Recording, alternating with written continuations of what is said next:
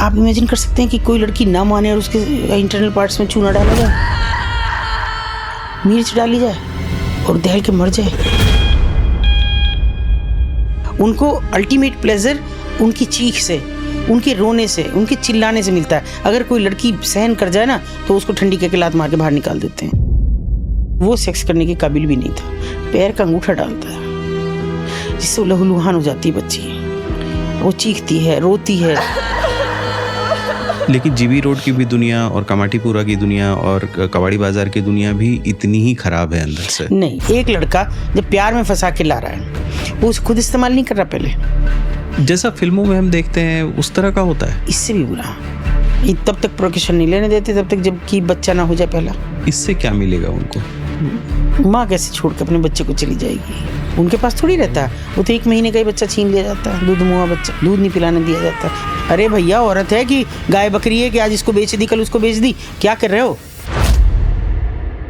हर घर में बेटियां हैं, हर घर में बेटे हैं, पर हम कौन सी दुनिया में जी रहे हैं मुझे नहीं समझ आता कभी। मैम, बच्ची को मैं तिल तिल मरते देखती हूँ। कौन सी बात की आप, पता नहीं कैसे चुप रह सकते हैं लोग, कैसे ये पॉलिटिशियंस, प्रशासन, सरकारें कैसे चुप रह सकती हैं। मैंने उसके कंधे पे हाथ रख के कहा, बहुत उड़ रहा है, एक दिन तेरे।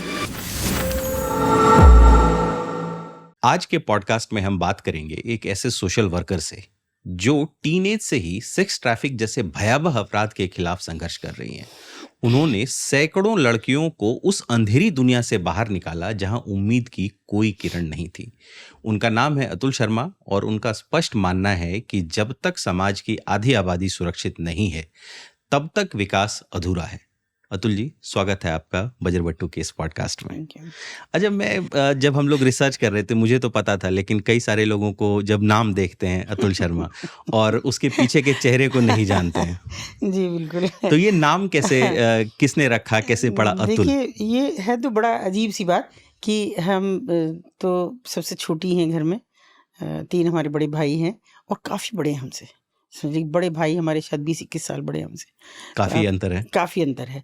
तो क्योंकि हमें इसलिए बताया तो नहीं गया, लेकिन लगा उनकी शादी में हम खड़े इतने से, पापा की हाथ पकड़े हुए। तो फिर पता लगा कि भाई वो 20-21 साल हमसे बड़े, उनसे छोटे हमसे 15 साल, फिर एक और तीसरे भाई। तो जब हम पैदा हुए तो वो शायद मतलब एक बेटी की चाहत में हुए। तो ऐसी कोई इच्छा नहीं थी, और वो बेटी पा रहे हैं हमारे माँ बाप और उसके बाद भी उसका नाम रख रहे हैं बेटो वाला। है ना? तो बड़े खुश हो गए कि अतुल नाम रखा है। चलो कोई बात नहीं, स्कूल में चले, जब तक हमको भी एहसास नहीं था, स्कूल भी जाने लगे, सब हो गया, तो एहसास तब हुआ कि ये मर्दाना नाम है, नहीं अंदाज़ा हो रहा था, सुना कम था। तो हमारे घर के सामने भी एक और रहता था, और उनके बेटे का नाम भी अतुल था। एक दिन मेरी फ्रेंड आई और पापा बाहर खड़े थे, तो उन्होंने पूछा कि वो अतुल है क्या अंदर? तो उनका बेटा अतुल का घर तो सामने वाला है। और हमने वो बात, पापा जी की आवाज़ हमारी थोड़ी भारी थी, हमने अंदर सुनी, बहुत मुझे गुस्सा आया, तेज में भाग के आई, बेटा खुद ही नाम रख के खुद ही भूल गए मेरा नाम। तो उन्होंने कहा अच्छा तेरा नाम अतुल है? ऐसे घर में हमें मुन्नी बुलाते हैं। तो मैं तो सोचा कि तेरा नाम हमने शायद ऐसा रखा ही नहीं, कुछ ऐसे ही चल रहा है, बस मुन्नी नाम वहाँ चल रहा है, स्कूल में भी नहीं पता, पिताजी को याद ही नहीं था कि नाम क्या रखा कि क्या हुआ। तो वो चला आया और एज यूजुअल उनकी गलती का खमियाजा हम आज तक भुगत रहे हैं। अच्छा, फिर उसके बाद लेकिन आप जिस तरह के काम में आगे बढ़ गई और काफी कम उम्र में ही बढ़ गई। हाँ, बहुत कम। कितनी उस वक्त उम्र रही? अगर मैं कहूँ तो 4-5 साल की उम्र में, ऐसे कहूँ तो, क्योंकि इतना ज़्यादा प्रेशर था, इतना हिदायतें थी कि, क्योंकि मेरा घर उस एरिया से केवल एक आड़ी सड़क के पार है, मेरा मायका मेरठ में। हाँ, मेरठ में। और बेसिकली हम लोग बिल्कुल देहाती और थोड़े पुराने इस परिवेश के हैं, और एक ऐसी कौम को सपोर्ट करते हैं, त्यागी जैसे, मतलब थोड़ा ऑर्थोडॉक्स। तो लेकिन इतना हिदायत थी। अभी जिस दिन स्कूल जाना शुरू किया वो मेरा पहला कदम था कि इसकी तरफ बढ़ा, और कहा हमारी अम्मा ने कि ऊपर नहीं देखना, सीधे जाना, वही रास्ता है। और ये बात हो रही है मेरठ के कबाड़ी बाजार की कि उधर नहीं देखना, ऊपर नहीं देखना, सीधे जाना, सिर नीचा करके सीधे आना बेटा, वहाँ नहीं देखते हैं। थोड़ा बड़े हुए, रोज़ हिदायत सुन सुन कर नहीं देख रहे, ठीक है, थोड़े बड़े हुए, पूछने के लायक हुए, तो हमने पूछा एक दिन, क्यों कहती हो ऐसे ऊपर नहीं देखना? दुकानदार भी रोक के कहते थे, बेटा किसकी बेटी हो? हमने बताया उनकी है। और तो तुम अच्छे घर की लड़की, ऊपर क्यों देख रही हो? ऊपर मत देखो। वो भी चलो हो गया फिर। सो अच्छे घरों के लोग हाँ, ऊपर देख भी नहीं देख भी सकते, नहीं सकते, बेटियां तो बिल्कुल नहीं देख सकती और और देखना ही वो नहीं। पूरा एरिया नोन था प्रोस्टिट्यूशन के हाँ, लिए। वो तो कहलाता ही ये है कबाड़ी बाज़ारी। फिर 7-8 साल के 9 साल के शायद हुए, तो फिर हमने एक दिन ज़िद करके पूछा, हमारा थोड़ा-सा स्वभाव पहले से ज़िद्दी था थोड़ा-सा, और थोड़ा विद्रोही जैसे था। तो पूछा कि क्यों ना देखूँ? अब मैं देखूँगी। तो मेरी माँ ने कहा कि बेटा वहाँ खराब औरतें रहती हैं, ऊपर नहीं देखते। फिर मैंने अगला सवाल तो मेरे पे तैयार रखा था, मैंने कहा क्यों खराब हैं, क्या करती हैं वो? तो उनको नाचती गाती, उनके पास शायद जवाब नहीं था, तो उन्होंने कहा तो वो नाचती सीधा गाती हैं। नहीं कह पाई कि ये हाँ, क्या करती क्या हैं। करती हैं? नाचती गाती हैं। मैंने कहा नाचती गाती तो आप भी हैं? हाँ, भाभियाँ हैं हमारे घर में, चाची ताइयाँ हैं, तो सभी तो फंक्शन हो कुछ भी हो तो सभी तो नाचते गाते हैं। बोली कि मेरे में दिमाग नहीं है इतना तेरे से मगज मारूं, तो अभी तू मेरे से ये सवाल नहीं पूछेगी, बस ऊपर नहीं देखना, ये हमें कह दिया। अच्छा, जैसे 3-4 साल का कुछ भूल होता था कि हम भूल जाएं उस जगह को, कि हमें आदत हो गई नीचे जाने की तभी कुछ ना कुछ हो रहा था। जैसे क्या? जैसे एक बच्ची एक दिन मेरे साथ की एक लड़की, मैं 8th क्लास में पढ़ती थी, 8th या 9th में शायद, मुझे ठीक से नहीं याद है। तो उतर रही थी एक लड़की वहाँ से, और खटखट की आवाज़ से मुझे लगा कि वो खट की आवाज़ आई। मैंने ऐसे देखा, वो आदत थी मेरी कि मुझे देखना, चोरी से भी और ऐसे भी। तो मैंने देखा वो लड़की तो मेरे साथ पढ़ती है। उस लड़की की भी नज़र शायद मुझसे मिली और वो पलट ओह! गई। जैसे उतर रही थी वो एकदम पलट गई, क्योंकि वो मेरी क्लास में पढ़ती थी। तो कोठे से कोई लड़की हाँ, नीचे उतर रही नीचे थी उतर रही और थी। आप लोगों ने एक दूसरे को देखा। देखा, और वो चूँकि उसको पोलियो था, तो बैसाखी से चलती थी वो। पहचान भी इसलिए हुई, थोड़ा कम अंधेरे में दिख तो कम रहा था, लेकिन फिर भी पता लग रहा था कि ये वो लड़की है। फिर हम उसे ढूँढते रहे, वो नहीं आई स्कूल। 2 दिन बीते, 4 दिन आना तो उसे था। फिर वो आई तो मैंने पकड़ के पूछा कि तुम, जबकि मेरी वो फ्रेंड नहीं थी, बस क्लास में पढ़ती थी, कोई मेरा कभी बोलचाल नहीं थी, कुछ नहीं था। मैंने उससे पूछा कि तुम वहाँ क्या कर रही थी? वहाँ तो खराब औरतें रहती हैं। तो अब उसने अपनी शायद उम्र से ज़्यादा बड़ा जवाब दिया होगा, जो मुझे तो कम समझ आया उस समय, आज आता है, कि उन खराब औरतों में से एक मेरी माँ है। और मेरा ये 2 बात हैं, मेरा बहुत अच्छा भाग्य है कि मैं लंगड़ी पैदा हुई हूँ। ऐसे ही इन्हीं शब्दों में उसने कहा मुझे, और बदसूरत हूँ। मैं काली हूँ, सुंदर भी नहीं हूँ। तो मैं पढ़ सकी हूँ, स्कूल आ सकी हूँ। अगर सुंदर होती हाँ, और तो जो मेरी शरीर माँ ठीक करती है, होता तो उसको हाँ, वही धंधे में उतरना वही धंधे पड़ता। मुझे उतरना पड़ जाता। तो मैं तो ये अच्छा भाग्य मानती हूँ कि मैं ऐसी हूँ। मुझे इसलिए पढ़ने का मौका मिला। और मेरी मतलब अगर दुर्भाग्य मेरा ये है कि मैं उस जगह पैदा हुई जहाँ मेरी एक माँ रहती है जो खराब औरत है। ये उसने मुझे जवाब दिया। और फिर उसके बाद वो ना स्कूल नहीं आई कभी। मैं उसके लिए भी अपने को दोषी मानती थी, ना मैं ये पूछती, शायद उसका स्कूल ना छूटता, या वो हो सकता फिर मन को समझा लेती कि हो सकता है उसने कहीं और एडमिशन ले लिया हो। उन्होंने कहा यहाँ तो ये मुझे पहचान गई, अब तुम यहाँ मत करो। ये भी हो सकता है। वहाँ पढ़ने का कोई रिवाज नहीं था जब तक, कोई स्कूल जाने का रिवाज भी नहीं था। और फिर कुछ चुप्पी हुई कुछ बरसों की, तो अर्ली एज में हमारी शादी होगी। बहुत ही, मैं समझो नाबालिग में शादी होगी। 17, 16, हाँ, हाँ, 17 साल की 16-17 उम्र साल में। की उम्र में। और 18-19 चलते-चलते हमारे 2 बच्चे हो गए। तो बेटा था मेरा छोटा-सा, तो फिर हमारे कोई पड़ोस में रहने आई महिला, और वो झाड़ू-पोछा, दिखने में बड़ी सुंदर-सी महिला थी, और बहुत ही ऐसा लगता था चेहरे से कि बड़ा अच्छा-सा परिवार की है किसी, लेकिन वो कहीं झाड़ू-पोछा करती थी। कुछ मज़दूर रहते थे एक जगह, उनका खाना भी बनाती थी। तो मैंने आदमी उसके घर में कभी आता नहीं देखा। तो मैंने एक दिन उनसे पूछा, वो किराए पे रहती थी, कि वो मेरे बच्चे को खिलाने लगी थी। अच्छा, मेरी इतनी कम उम्र थी कि मैं तो खुद ही छुटकारा बच्चों से चाहती थी कि कोई इनको खिलाए, मेरे पास ना आए बस। तो वो ना उनका उसका सारा दिन मालिश करती, उसको खिलाती, कपड़े वही बदलती, नहलाती, यही सब काम करती थी। तो मुझे सुकून हो गया था। फिर उसने कहा कि मैंने एक दिन कहा कि तुम्हारा पति भी नहीं आता कोई? भाई मेरा कोई पति है ही नहीं। तो उनका यहाँ कोई कभी-कभी तो कोई आता है शायद। बोले हाँ, वो कहता है कि मुझसे शादी करेगा, पर शादी तो नहीं करी। थोड़ी-सी आत्मीयता उसके साथ बढ़ी, तो फिर उसने सारी बात मुझे बताई कि मैं एक पुलिस वाले की बेटी हूँ, और पुलिस वाले की बेटी हो? हाँ, और 5-6 साल की उम्र में मेरे फ़ादर की किसी से रंजिश हुई होगी, और वो मुझे कोई उठा के ले गया और मुझे बेच दिया। ना उसने कहा मुझे कहाँ बेचा, ना मैंने पूछा, क्योंकि मेरे लिए एकमात्र ये बाज़ार था, मुझे और पता ही नहीं कहीं भी कुछ। सो मैंने कहा फिर बोली, फिर मेरे पास एक एक दिन मेरे गाँव के एक आए, और वो तो मुझे नहीं पहचान पाई क्योंकि मैं छोटी सी थी, लेकिन मैं उनको पहचान गई। हमारे पड़ोसी थे, तो मैंने उनको चाचा जी कह के कहा कि चाचा जी मैं उनकी बेटी हूँ। तो उन्होंने सब बात सुनी और सब समझी कि हाँ है, मान लिया कुछ थोड़े नानुकुर के बाद कि मैं उनकी बेटी हूँ। लेकिन देह धर्म एक तरफ, जिस काम के लिए पैसा दिया था तो उसके लिए चाचा इसके जी का बाद कहना, भी कोई हाँ, ना उसके कोई इंसानियत मुझसे नहीं है। ना ना कुछ नहीं था। तो देह धर्म, और हर रोज आते रहे और कहते रहे कि एक दिन ले जाऊंगा। तो सब पैसा वैसा वो इकट्ठा आदमी करके उसके रखना, बाद भी आता रहा। आता रहा बराबर, कि पैसा वैसा इकट्ठा कर ले। और सुंदर इतनी थी कि उसके पास शायद ज़्यादा कस्टमर थे और विरोध का कोई प्रश्न ही नहीं था। जब वहीं बड़ी हुई, वहीं लगा दिया था। तो एक दिन उसने, फिर भी उसके मन की आशा नहीं छूटी कि मैं एक दिन घर जाऊंगी अपने। और उस समय उनकी उम्र शायद 34-35 साल की रही होगी जब वो मुझसे ये बातें बता रही हैं। फिर उसने कहा कि देखो, यहाँ मुझे ले आया वो मेरठ। वो गवर्नमेंट जॉब में था और रिटायरमेंट के नज़दीक था। और मुझे यहाँ, मैंने सब पैसा वैसा इकट्ठा किया। एक दिन सुबह 4 बजे मैं निकल के आ गई और अब तक वो मेरा सब पैसा जेवर सब लेकर रिटायर होकर यहाँ से चला गया। जिस आदमी के साथ वो आई हाँ, थी। जिसके मैं साथ आई थी, ना मुझे मेरे घर ले गया ना कहीं ले गया। मैंने कहा फिर अब ये कौन है? बोली ये एक पड़ोस का था। मैं यहाँ ये इसलिए बता रही हूँ कि कैसे बाज की डैनी की तरह लोग गड़ाई रखते हैं, ग्रूमिंग करते हैं। ग्रूमिंग। कि जैसे कोई पड़ोस का था तो उसने कहा अरे वो तो हमें पता था तुम्हारा पति नहीं है, चल मेरी भी शादी नहीं हुई, मैं तेरे से शादी करता हूँ। और ये आदमी मुझे अपनी गली से उठा के इस गली में, इसने मैं कहा आपकी गली में, किराए पे रख दिया। लेकिन अब मुझे पता चला उसने शादी कर ली कहीं और। काम वाम कुछ करता नहीं है, तो मैं झाड़ू पोछा करके अपना घर बना रही हूँ। फिर उसने धीरे धीरे एक दिन मुझे कहा कि तुम ऐसा कर सकती हो। अच्छा, मेरी उस समय मेरी पढ़ाई नहीं छोड़ी थी शादी के बाद भी, यही तय था कि भाई अब पढ़ते रहेगी। तो उन्होंने कहा कि तुम तो समझदार हो, मुझे मेरे घर पहुंचा सकती हो एक बार।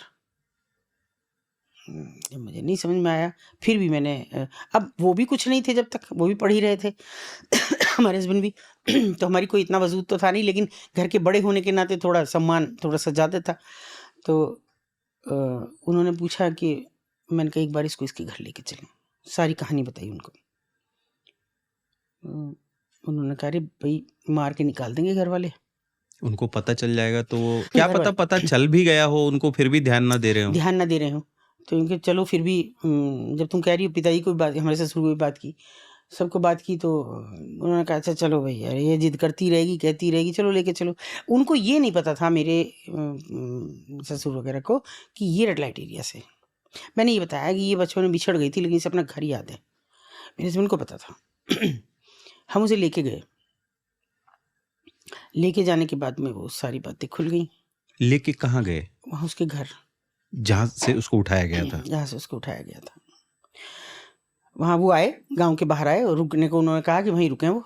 हमने खबर भेजी, एक बंदा जो हमारे साथ ही गया था, किसी ने बताया, वो वेल नोन आदमी थे कि भाई हमें उनके घर जाना, दुर्गा जी के घर। तो हम वहाँ गए, वो गया और कि जी आपकी बेटी आई हुई है, आप मिल लो एक बार। तो आ तो गए माता पिता और दो सेम बहन की शक्ल के दो टीनेजर बच्चे थे, लड़के, जो शायद उसके जाने के बाद पैदा हुए और वो टीनेज में थे, ऐसे 15 साल के, 16 साल के। सब रोना धोना हुआ, सब कुछ हुआ। वो बताती रही, रोती रही, मुझे कैसे ले गया, कौन ले गया, क्या हुआ, सब सुनते रहे, वो भी रोते रहे। और उसके बाद उन्होंने हमारे हाथ जोड़ के मुँह फेर लिया, हम रख नहीं सकते। मैंने कहा क्यों? मेरी तो इतनी बुद्धि ही नहीं थी। मैंने कहा क्यों नहीं रख सकते आप? बोले क्या कहेंगे समाज को? मैंने कहा कहने की कहाँ बात है, मेरे सब खड़े हैं, अम्मा वो खड़े, तो पिताजी विक्टिम खड़े, है। हम कहेंगे कि वो, हम वहाँ की बात ही नहीं करेंगे? हम तो कहेंगे हमारे घर में कर रही थी झाड़ू पोछा। मैं तो ये बात भूल ही गई थी कि मेरा परिवार भी तो सुन रहा है ये बात कि वहाँ से आई है, ये तो मेरे साथ भी होना है अभी बवाल। तो जी, ये तो पहला पार्ट है, दूसरा तो अपने घर में भी अपने घर होगा। में भी होना है। लेकिन फिर मैंने जिद की कि ये यहीं रुक जा तो मुझे सुकून मिले, घर तक लड़ाई ना पहुंचे ये। लेकिन उन्होंने मना कर दिया और वो चले गए रोती छोड़ के उसे। हमारे पास कोई चारा नहीं था कि उसको वापस लाए। पूरे रास्ते बात होती रही, फिर घर आके भी यही महाभारत चलती रही। टारगेट हम थे, इसकी वजह से बेइज्जती हुई, इतनी दूर गए, बिल्कुल बेवकूफ़ है और तू भी बेवकूफ़ है, तूने हमें कन्विंस कर लिया, वहाँ ले गया हमें। अपने बेटे को भी उन्होंने खूब कहा। अब वो सुन रही थी सब बातें, वो चली गई, चुपचाप चली गई। और मैं सच कहूँ, मुझे ज़रा भी संकोच नहीं इस बात को कहने, मुझे कोई दुख नहीं हुआ उसके जाने का। मुझे ऐसा लगा जैसे तेरा छुटकारा हो गया, नहीं वरना कल तक तो तेरा क्या होता, मुझे छोड़ के मेरे घर छोड़ आएंगे, किसी ने हमारे साथ क्या कराया। लेकिन मुझे वो बड़ा सुकून मिला कि ये चली गई तो अच्छा हुआ। रिलीफ मिला एक तरह से हाँ, कि 18 चलो। साल उम्र ही क्या होती है, इतना समझ भी नहीं आ रहा था।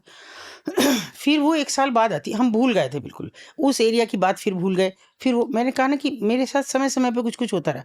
जैसे ऊपर वाले ने तय कर लिया था कि तुमको तो वहीं जाना है एक दिन, वहीं करना जो भी करना है।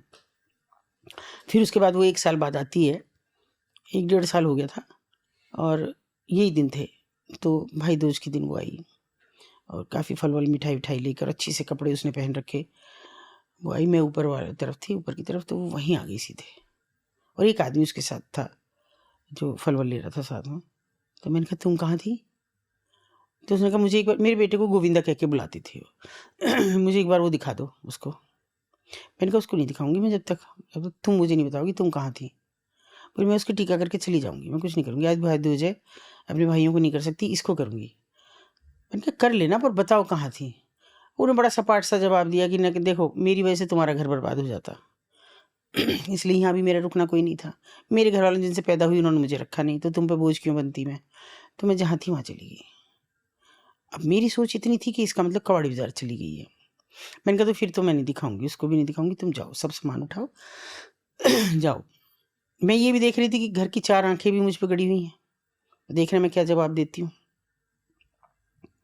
वो चली गई। अब एक सोशल प्रेशर भी था क्योंकि मेरे देवर थे शादी के लायक, एक ननद थी शादी के लायक, हमसे छोड़े थे, तो वो भी हमको था कि कल क्या समाज करेंगे, में क्या होगा, घर में एक ऐसे औरत रह रही है तो फिर कैसे होगा। मैं वो सबको छोड़ के वो चली गई, वापस मुड़ गई। और जब उसने हमारे थोड़ा गांव देहात में बड़े से घर थोड़ा सा होते, तो वो जब आंगन से निकली और दरवाजे पे गई तो उसने पलट के एक बार देखा। बस उस दिन ने तय कर लिया था कि मुझे वहाँ जाना है। उसकी ना मैं आंखों में वो आंसू भूल पाई कभी, ना वो उसका दर्द भूल पाई जो उसके चेहरे पे आया। इतनी छोटी मेरी उम्र थी कि वो तो मैं नहीं समझ सकी, लेकिन मेरा मन हुआ कि मैं दौड़ के उसे रोक लूं। लेकिन इतने सारे बंधन थे कि रोकना तो बहुत दूर, मैं आवाज़ भी नहीं लगा पाई, उसकी तरफ एक बार बाय भी नहीं कर पाई मैं। वो चली गई और बस वो जो एक फांस गड़ी तो खींच खाच के वहाँ ले ही गई कभी ना कभी। फिर बरसों बरस गुजर गए, शादी फिर हो गई काम कैसे शुरू हुआ? और हिम्मतवानी ये में। वो तो फांस थी ना अंदर। शादी हो गई, देवरों की भी, ननद की भी हो गई, हमारे सास ससुर की भी डेथ हो गई। इस बीच में लगभग 10 साल बीत गए। वो मन से बात नहीं गई, उसको कैसे ढूंढूं। फिर मैंने एक दिन उनको कहा अपने हस्बैंड को, मैंने कहा एक दिन मैं वहाँ जाऊँ। तो उन्होंने सोचा कहाँ जाना, मैंने कहा कबाड़ी बाजार जाऊँगी, उसको ढूंढना है। बोले उसको ढूंढना, उन्होंने हंस के कहा अच्छा जाओ और वहाँ से पिट के आओ, मार खा के आओ, गालियाँ खा के आओ, रोना नहीं यहाँ पे और दोबारा चढ़ोगी नहीं फिर। मैंने कहा ठीक है। मैंने एक उन्हीं की फ्रेंड की वाइफ थी उसको लेके और मैं वहाँ चली गई। वो तो भाग गई, ऊपर जाती जैसे हमें दरवाजे पे गालियाँ मिली और उन्होंने उल्टा उन्होंने सीधा कभी कहा देखा ही नहीं होगा कि ऐसा भी ना कुछ होता है। ऐसा भी कुछ होता है। तो बोली कहाँ आ गई तू, चल वापस, और कोई देख लेगा तो क्या कहेगा। मैंने कहा नहीं अब नहीं जाऊँगी, अब तो मैं देखूंगी इनका जो कुछ भी हो रहा है। तो मैंने कहा मैं तो ऐसे ही बैठने आई हूँ थोड़ी देर, बच्चे देख रही हूँ मैं, कितने बच्चे पढ़ा सकती हूँ और यहाँ पढ़ने लायक अच्छा, बच्चे। बोले उन्होंने हाँ पूछा जो वहाँ कोठे पे थे हाँ पहले से कि तुम लोग। क्या कर रही हो यहाँ पे, जाओ तुम भले घर की बहुत सी नहीं, ये भी कहा अच्छे घर की लड़की हो, बहू हो, जाओ यहाँ से। मैंने कहा मुझे बच्चे पढ़ाने और कुछ थोड़ी करना है कुछ भी ना, जाओ। डर नहीं लगा कि मतलब मैं कहाँ जा रही हूँ? पता नहीं क्यों नहीं लगा मुझे, कभी ये बात समझ में ही नहीं आई कि ये सवाल सबका रहता है, मुझे लगा ही नहीं। एक पल को मैं देखो बहुत पुरानी बात है, मैं ठिठकी जब पहली बार मैं जीना चढ़ रही थी और वो मेरे साथ थी। और वो जीने भी तो बहुत ठंडस मतलब ठंडी जहाँ कैसे, जहाँ भी इस तरह के रेड लाइट हाँ एरियाज हैं, इतने से जी, सबके जीने एक ही तरह के हैं। एक ही तरह के इतने इतने से जी रहे। तो नीचे ना मुझे एक रिक्शे वाला दिखा और रिक्शे वाला बिल्कुल हमारे पड़ोस में कहीं रिक्शा खड़ा करता था। मैं उसे देख के तो एक बार ठिठकी, फिर मैंने सोचा जब मैं उनको बता के आई हूँ तो इससे क्या डरना, और फिर मैं चढ़ गई ऊपर। फिर तो उन्होंने, मैं बहुत गालियाँ खाई। ये 94 की बात है, 93 लास्ट की, हाँ अक्टूबर नवंबर के आसपास की बात है। बहुत सारी चीज़ें उनसे सहा और वो गालियाँ दी, तुझे यहीं बैठाएंगे एक दिन, अच्छी खासी सुंदर है, तुझे यहाँ पे बिठाएंगे देख, और आ जाया कर, किसी तू भी आ जाया कर, पैसे चाहिए तो बताना। सामने से थ्रेट। हाँ थ्रेटनिंग भी नहीं, वो जैसे ऑफर दे रही थी मुझे, वो ये सोच रही थी कि जैसे मैं इसी काम के लिए आई हूँ, मेरे पास पैसे नहीं है कि तू आ जा, ऐसे क्यों रोज रोज हमें तंग करती है कि यहाँ आके बैठ जाती है, और चल बता, सुनो फिर आ जाऊँ। वो तो मेरे साथ था ही नहीं दोबारा। फिर उसके बाद में हर जगह में जाती रही, हर जगह से फटकार भी खाती रही।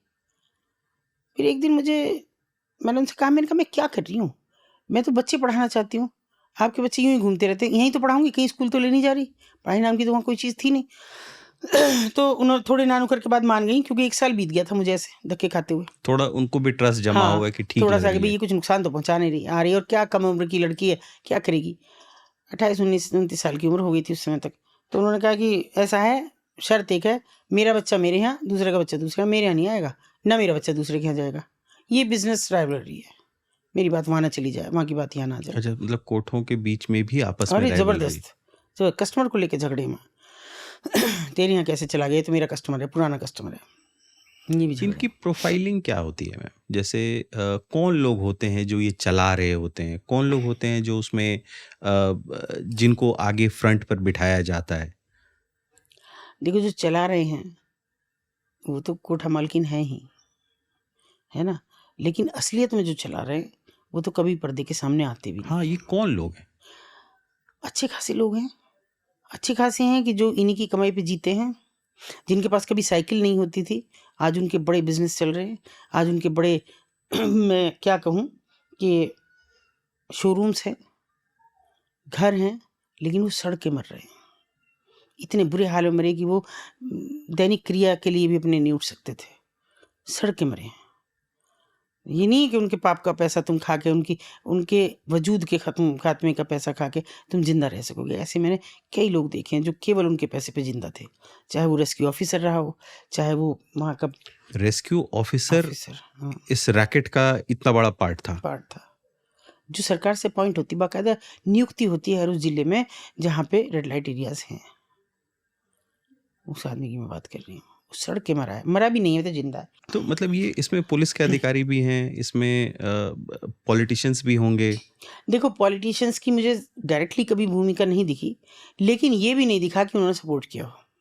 हाँ, मुझे ये बात नहीं कई बार समझ में आती है कि अगर उनको पता है कि ये इस तरह का धंधा नहीं है जिससे पैसा कमाया जाए, तो इसको डिनाउंस छोड़ क्यों नहीं देते, या उसको खत्म करने में मदद क्यों नहीं करते? पॉलिटिशियन कोई भी नहीं, कोई कैसे करेगा, पुलिस के लिए तो है वो, जो क्यों पुलिस पैसा का देने बड़ा वाला है? अधिकारी है, ना ना ना ना, वो देखिए किसी और तरीके से भी तो चलिए, पैसे नहीं कमा नहीं, मैं सकता आपको है। घटना बताती हूँ, उससे आप समझ जाएंगे कैसे ये होता है। एक बच्ची ने को मैंने निकाला, उसने मुझसे कहा कि मुझे वो आदमी लेकर, एक बड़े दलाल का नाम लिया, बुलाया, और मैं एक पुलिस वाला है जो वहाँ आता है और मेरे साथ मारपीट करता था उसके कहने से। मैंने कहा वो कौन है? बोले जी ये तो मुझे नहीं पता, लेकिन पुलिस वाला है, क्योंकि वो रोज़ 250 रुपये और एक शराब की बोतल लेके आता है वहाँ से, मालकिन से लेके आता है। मैंने कहा पहचान करोगी उसकी? हाँ कर दूंगी, मैं डरना नहीं, मैं नहीं डरूंगी। IPS ऑफिसर थे, EPS ऑफिसर थे, थानाध्यक्ष थे, सारा अमला था। हमने कहा सर एक बात सुनो, ये पहचान रही है लड़की, सामने ला दो। बोले मैं किसको ला दूँ, सारे सिपाहियों को कैसे खड़ा कर दूँ? मैंने कहा सुनो, आप शनाख्त परेड भी तो करते हो, करा दो आज, अगर सच्चे हैं तो आज करा दो। मैं पहली थी वो बात मेरी जब मैंने जिद पकड़ा। मैंने कहा सर अब तो इस लड़की का देखना पड़ेगा, झूठ ये बोल रही है कि आप बोल रहे हैं। ठीक है करा लो। 24-25 लोग थे थाने में, सबकी शनाख्त परेड कर दी उसने, उसकी तरफ कर दी, ये है वो वहाँ मौजूद था वो आदमी। ये है, तुम लाते नहीं हो रोज, 250 रुपये देती है आंटी और एक शराब की बोतल देती है तुमको।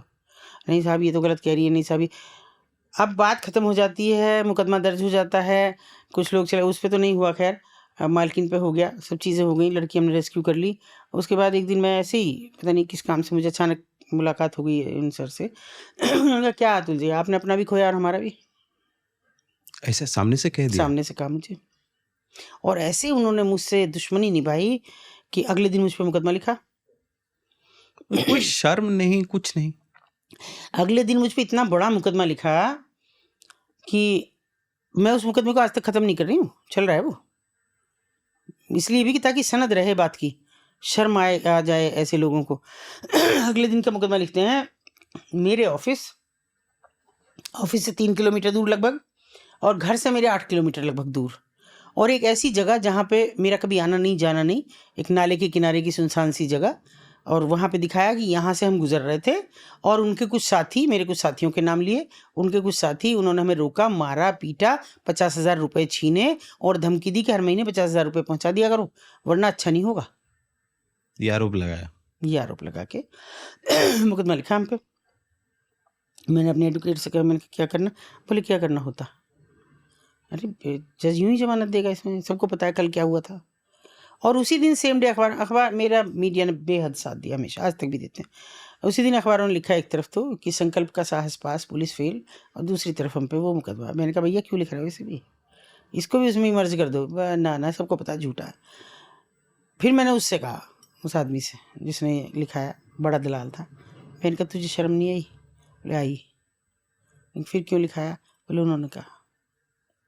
ये ऐसे नहीं मानेंगी मतलब पिंप को शर्म आ रही है, पुलिस वाले को शर्म नहीं आ रही है कि वो ये ऐसे ना मानेंगे, इनको भाई दबाओ, इन पे 10-20 मुकदमे ठोको तो अपने आप रास्ते पे आ जाएगी।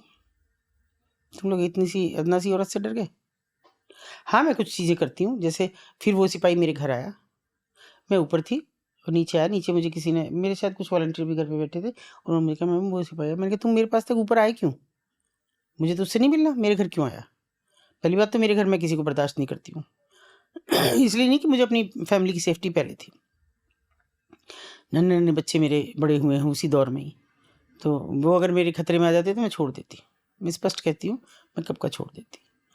तो मैंने कहा नहीं, मेरे घर नहीं, और ना मैं उससे मिलूँगी। उसे मिलना है तो कोर्ट में मिले मुझसे, या नहीं। कह रहा है कि जो कहेंगी वो दे दूंगा। मैंने कहा तू ये बस मुझसे कह रहा है कि? वो नीचे से कहने लगा मैम एक बार मिल लो। मैंने कहा दोबारा मुझे शक्ल भी मत दिखाना, मेरे घर आ गए हो तुम, जाओ यहाँ से चला गया वो। मैंने कहा तुम्हें तो मैंने कुछ कहा ही नहीं, तुम पे मुकदमा लिखा है, तुम्हारा नाम नहीं किया, ये मैं बदनाम हो गया। मैंने कहा तुम्हारी बदनामी थोड़ी मैं वापस ले लूँगी, कह दूँगी इसका नाम गलत ले दिया, तुम जो चाहे करो, मैं उसमें नहीं पढ़ूंगी। काम करने में बदनामी नहीं हो रही ना है। ना, तो किससे उम्मीद करेंगे आप? पॉलिटिशियन से करेंगे। 98 में मैंने एक बड़ा कार्यक्रम करा, मैंने कहा इनकी कला को उभारो ना, इनकी देह को क्यों उभार रहे हो? और वो सब तैयार थी, और मीडिया ने मेरा इतना सपोर्ट किया कि 1 महीना रिहर्सल चली, क्योंकि उनकी सब भूली बिसरी यादें थी, और 1 महीना तक अखबारों में रोज़ खबर छपी, आज इस कमरे की रिहर्सल की, आज उस कमरे की रिहर्सल की, सब जगह का बहुत अच्छा सब वो रहा। और सेम डे मुझे कहा गया कि वो आएंगी नहीं। अब मुझे ऐसे लोगों ने कहा कि जो अपने आप को बड़े समाज सेवी बनते हैं, आएंगी नहीं, आप देखना आपका क्या हाल होगा। कोई बात नहीं, नहीं आएंगी नहीं सी। मेरे एक वॉलंटियर थे, उनकी जीप थी एक जोंगा टाइप की, मैंने कहा जाओ तुम्हारे साथ आ जाएंगी, इनको बिठाओ इसमें सारे और ले आओ। उन्होंने एक बार भी कान नहीं हिलाया, वो चुपचाप आ गई। और वो ऐसा कार्यक्रम था कि अखबार रंगे पड़े थे। अगले दिन जब लिखा लोगों ने कि वेश्याओं को ऊंचा पीढ़ा देने की एक ईमानदार कोशिश, और तब मुझे वो क्या कहते हैं, वहाँ मैंने बहुत लोग बुलाए ऐसे, जैसे district probation officer, rescue officer, वो तो नहीं आया, जिसका मन में चोर था वो नहीं आया, और भी बहुत जिला पंचायत अध्यक्ष थे और लोग थे बहुत से, 2 विधायक भी थे। विधायक जी ये कहते हैं कि आतुल जी हमारी बेइज्जती करवा दी, ऐसे कार्यक्रम में हमको बुला लिया आपने, हमको पता होता हम तो सोचे सांस्कृतिक संध्या है कोई। मैंने कहा एक सांस्कृतिक संध्या नहीं थी, क्या था इसमें? वो कुछ अश्लील प्रदर्शन कर रही थी, उनके जैसी गजल तो आप गा भी नहीं सकते जिंदगी में, जो वो गा रही थी, लोग पिन ड्रॉप साइलेंस करके सुन रहे थे, आपको ही बुरा लगा। ये पॉलिटिशियन की सच्चाई है। ये पूरा जो, ये तो सेक्स ट्रैफिकिंग ज्यादा बड़ा पार्ट है सेक्स वर्क्स के मुकाबले। ये सेक्स ट्रैफिकिंग का पूरा मोडस ऑपरेंडी क्या होता है, कैसे होता है? देखो, अगर इसको आप ऐसे देखो, ये जो पूरा इस समय सिस्टम चल रहा है, पुराने पे मत जाओ, आप फिलहाल का देखो, जिस पे खुल के बातें हो रही हैं। इस समय ऐसा लग रहा है कि जैसे पूरा, चाहे वो बिजनेस हो किसी का, है ना, चाहे किसी की जॉब हो, वो सब सेक्स आधारित है। बिजनेस है, उसमें लड़की चाहिए आपको, जॉब है, उसमें लड़की चाहिए आपको प्रोवाइड करने के लिए। आपको किसी से काम लेना है, लड़की भेज दो। आप किसी को काम लेना है, तुम आ जाओ मेरे बिस्तर पे। किसी, आपको सेक्स ट्रैफिकिंग की बात ही करें, सेक्स टूरिज्म की जब बात करें, तब सेक्स चाहिए। सेक्स टूरिज्म जैसे हम थाईलैंड के बारे में सुनते हैं, नहीं, ये अलग सेक्स ये टूरिज्म? अलग है, ये बहुत गंदा, बहुत गंदा है। इसमें क्या होता है? इसमें छोटे छोटे मासूम बच्चे हैं, लड़के, लड़कियां नहीं, लड़के। लड़के, और वो बच्चे हैं जो रैग पिकर्स हैं, कूड़ा बीनने वाले, भीख मांगने वाले, और सड़कों के किनारे रहने वाले जो इस तरह के गरीब तबके के बच्चे हैं। बहुत ज़्यादा वो बच्चे हैं जिन्होंने जो 10-15 हज़ार उनके माँ बाप ने कभी देखा नहीं उनको एक बार दे दिया कि 15 दिन के लिए बच्चा, हमारे गेस्ट आ रहे हैं बाहर से, उनके साथ घूमेगा फिरेगा, बस उनका लगेज उठाना है, ज़्यादा नहीं है लगेज उठाना है होटल में बाहर उनके से कमरे एज इन विदेशी आ रहे हैं विदेशी कि या भारतीय लोग दूसरे शहरों से? विदेशी मैं विदेशियों की बात कर रही हूँ अभी तक, कि उनका लगेज उठाएंगे और वो उन्हीं के कमरे में ठहरेंगे, और इस बीच उनको जाने के लिए वीडियो कॉल करके भी दिखाते हैं कि देखो बच्चा उन्हीं के कमरे में, ये उसका बिस्तर लगा हुआ है, ये उनका है साहब का, ये इस बच्चे का बिस्तर है, ये अच्छे कपड़े, ब्रांडेड कपड़े खरीदवाए, जूते खरीदवाए, अच्छा खाने को दिया, और उसके बाद जो 15 दिन बाद आए तो वो किसी का मुंह भी नहीं देखते, अपनी माँ के पीछे छिपते हैं, वो चलते नहीं हैं। जब मैंने बच्चों से पूछा बेटा एक बार तो खुल के, मैंने कहा अच्छा एक छोटे बच्चे को मुझे इसका दिखाओ, मुझे क्या हुआ इसके साथ, मैं देख के दहल गई। जिंदगी में वो शायद उस सदमे से कभी बाहर नहीं निकल पाएगा बच्चा, और निकलेगा तो फिर वही करेगा जो उसके साथ हुआ, रिवेंज की तरह। रिवेंज। क्योंकि 3 बच्चे उनमें से भागे, जो बच्चे हमको मिले वो भागे। आप क्या उम्मीद करते हैं कि वो किसी का रेप नहीं करेंगे? जो उनके साथ बीता, उनकी क्या गलती थी, क्या था? बस इतनी सी गलती कि वो बच्चे थे, इतनी सी गलती, क्योंकि डर नहीं था कि लड़की बुलाते अगर वो, तो रेड का डर था। लड़के हैं साथ में सो रहे हैं, कोई बात नहीं भाई, हम तो इनको बराबर का मानते हैं, बच्चे हमारे खुश रहेंगे, लगेज उठा रहे हैं हमारा। मगर हर रात उनके साथ जो बीता, उस काम को आप सुन भी नहीं सकते, उनके साथ जो कुछ हुआ। नहीं बच्चे, ये है सेक्स टूरिज्म, ये है वो सेक्स टूरिज्म जिसकी असलियत इतनी भयावह है, इतनी विभत्स है कि मैं वो चीज़ याद करती हूँ तो मैं अंदर तक दहलती हूँ। मैं इतना डरपोक हो गई, जो मैं तब नहीं थी। आपने पूछा ना आपको डर नहीं लगा, मैं आज डरपोक हो गई। मेरा छोटा सा नाती है, एक छोटा सा पोता, अगर वो 10 कदम की दूरी पे भी चलेगा तो मैं ये कहती हूँ बेटा इसे ले आओ, बाहर मत जाने दो। पता नहीं क्यों डर लगता है कैसे। और ये बिल्कुल उस चीज से अलग दुनिया है जो हम हाँ जीबी रोड में या ना, उससे बिल्कुल कमाटीपुरा अलग में। दुनिया, अलग दुनिया है ये एक अलग दुनिया। लेकिन जीबी रोड की भी दुनिया और कमाटीपुरा की दुनिया और कबाड़ी बाजार की दुनिया भी इतनी ही खराब है अंदर से। नहीं, वो खराब नहीं है, मुझे एतराज़ है इस बात से। वो दुनिया खराब हो सकती है, वो औरतें खराब नहीं है, वो नहीं है खराब। मेरा क्योंकि मतलब कि उन पे जितनी बिल्कुल एट्रोसिटीज हैं, जितनी एट्रोसिटीज वो झेलती हैं, आप इमेजिन कर सकते हैं कि कोई लड़की ना माने और उसके इंटरनल पार्ट्स में चूना डाला जाए, मिर्च डाली जाए और दहल के मर जाए। सोच के देखिए। हर घर में बेटियां हैं, हर घर में बेटे हैं, पर हम कौन सी दुनिया में जी रहे हैं मुझे नहीं समझ आता कभी। मैम आप बच्ची को मैं तिल तिल मरते देखती हूँ, एक को हॉस्पिटल में है और मेरे सामने, जब मुझे डॉक्टर चिल्लाती है कि इससे पहले नहीं आ सकती थी ये, मैंने कहा मुझे नहीं पता लगा, मुझे तो अभी फ़ोन गया तो मैं आई हूँ। तो कह रही आपने कभी चूने को जलते हुए देखा है? मैंने कहा हाँ। उसे पानी में डालेंगे तो आग निकलते देखिए? मैंने कहा हाँ, उंगली भी डालेंगे तो जल जाएगी, तो इसके तो अंदर डाली गई है और सब बस्ट हो चुका है इसके शरीर में, एक कुछ नहीं है इसके शरीर में अंदर, ये कोई मिनट की मेहमान है, मर जाएगी।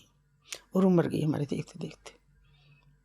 कौन सी बात की आप, पता नहीं कैसे चुप रह सकते हैं लोग, कैसे ये पॉलिटिशियंस, प्रशासन, सरकारें कैसे चुप रह सकती हैं, क्यों नहीं जानना चाहती? और जब कभी रेड करेंगी तो जानवरों की तरह, भेड़ बकरियों की तरह वो गाड़ी, उनको वज्रवाहन लाया जाएगा, उसमें ठूंस दिया जाएगा, अगले दिन उनको कोर्ट में फटकार लगाई जाएगी और फिर वो वापस आ जाती हैं। कहाँ जा रही हैं वो लड़कियाँ? उनका कोई आपने पुनर्वास की सोची?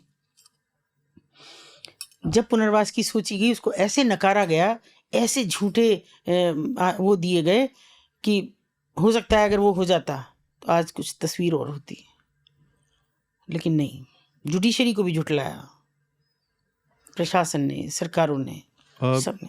ये इसका, जैसे हम कहते हैं कि कई लड़कियां प्यार के झांसे में, शादी के झांसे हाँ। में लेके उनको आते हैं, हाँ। कोर्टों पर बेच देते हैं। हाँ, इनका परसेंटेज, टोटल परसेंटेज का कितना है? क्योंकि कई तो फैमिलियल ट्रेडिशन भी होती होंगी। वो सेक्स वर्क में नहीं है, बिल्कुल नहीं। वो नाचने गाने का था। तब तक क्या था, लोग कहते हैं ना कि लाइसेंस है, लोग कहते हैं इनके पास तो लाइसेंस है, अभी मुझे किसी ने पॉडकास्ट में कहा कि जीबी रोड के पास तो लाइसेंस है। अरे कैसी बात करो, मनोरंजन कर विभाग से इनको एक सर्टिफिकेट मिलता है नृत्य एवं गायन हेतु, लिख के बाकायदा उसमें। कई सारे ऐसे भी कोठे हैं जहां पर पर्ची कटती है बकायदा, तो कहीं तो रजिस्ट्रेशन होता होगा। जो ऐसा कह रहा है कि पर्ची कटती है वो बिल्कुल सरासर झूठ बोल रहा है, सरासर झूठ बोल रहा है। एक पर्ची तो लाओ ना फिर सामने, किसी की कटी हुई पर्ची दिखाओ तो मैं अकेली उसे लेके कोर्ट चली जाऊंगी। कुछ तो बंधो, पर्ची किस नाम की काटेंगे? जब वो पैसा ले रहे हैं भाई, वो सेक्स कर रही हैं और पैसा ले रही हैं, तो पर्ची किस बात की? पर्ची तो तब कटेगी ना कि जो चीज प्रतिबंधित है आपको नहीं मिल रही तो भाई पर्ची कटवाएंगे। लीगली मिल रही है आपको, हमें लीगल तो कुछ है ही नहीं, लीगल भी नहीं और इलीगल भी नहीं है, दोनों बातें। लीगल तो वो हो नहीं सकता और इलीगल है नहीं क्योंकि चल रहा है आपकी आंखों के सामने। हाँ, अगर लीगली हम कुछ नहीं कर सकते तो लीगली है वो, लीगली है ना फिर वो। क्या कर पा रहे हैं हम? क्या दिल्ली में, चलिए मैं और जगह की बात छोड़ती हूँ, मैं दिल्ली की बात कर रही हूँ। दिल्ली में तो तमाम लोग बैठे हैं, सेंट्रल बैठा है, उनको नहीं दिखते। और वो पूरी मार्केट है नीचे, पूरी हार्डवेयर मार्केट की है, पूरी हार्डवेयर मार्केट की, है। उनको नहीं दिखता। उनके घर में बहन बेटियां नहीं है, वो केवल एक व्यापारी वर्ग ही चाह रहे। व्यापारी वर्ग कितना जबरदस्त दबाव करते हैं सरकारों पे, बिल्कुल। इतना उनके साथ हो जाए तो वो सारे व्यापारी एक दूर दराज तक के एक हो जाते हैं। इस मामले में क्यों नहीं होते तुम? हाँ, अंतर आ रहा है थोड़ा सा।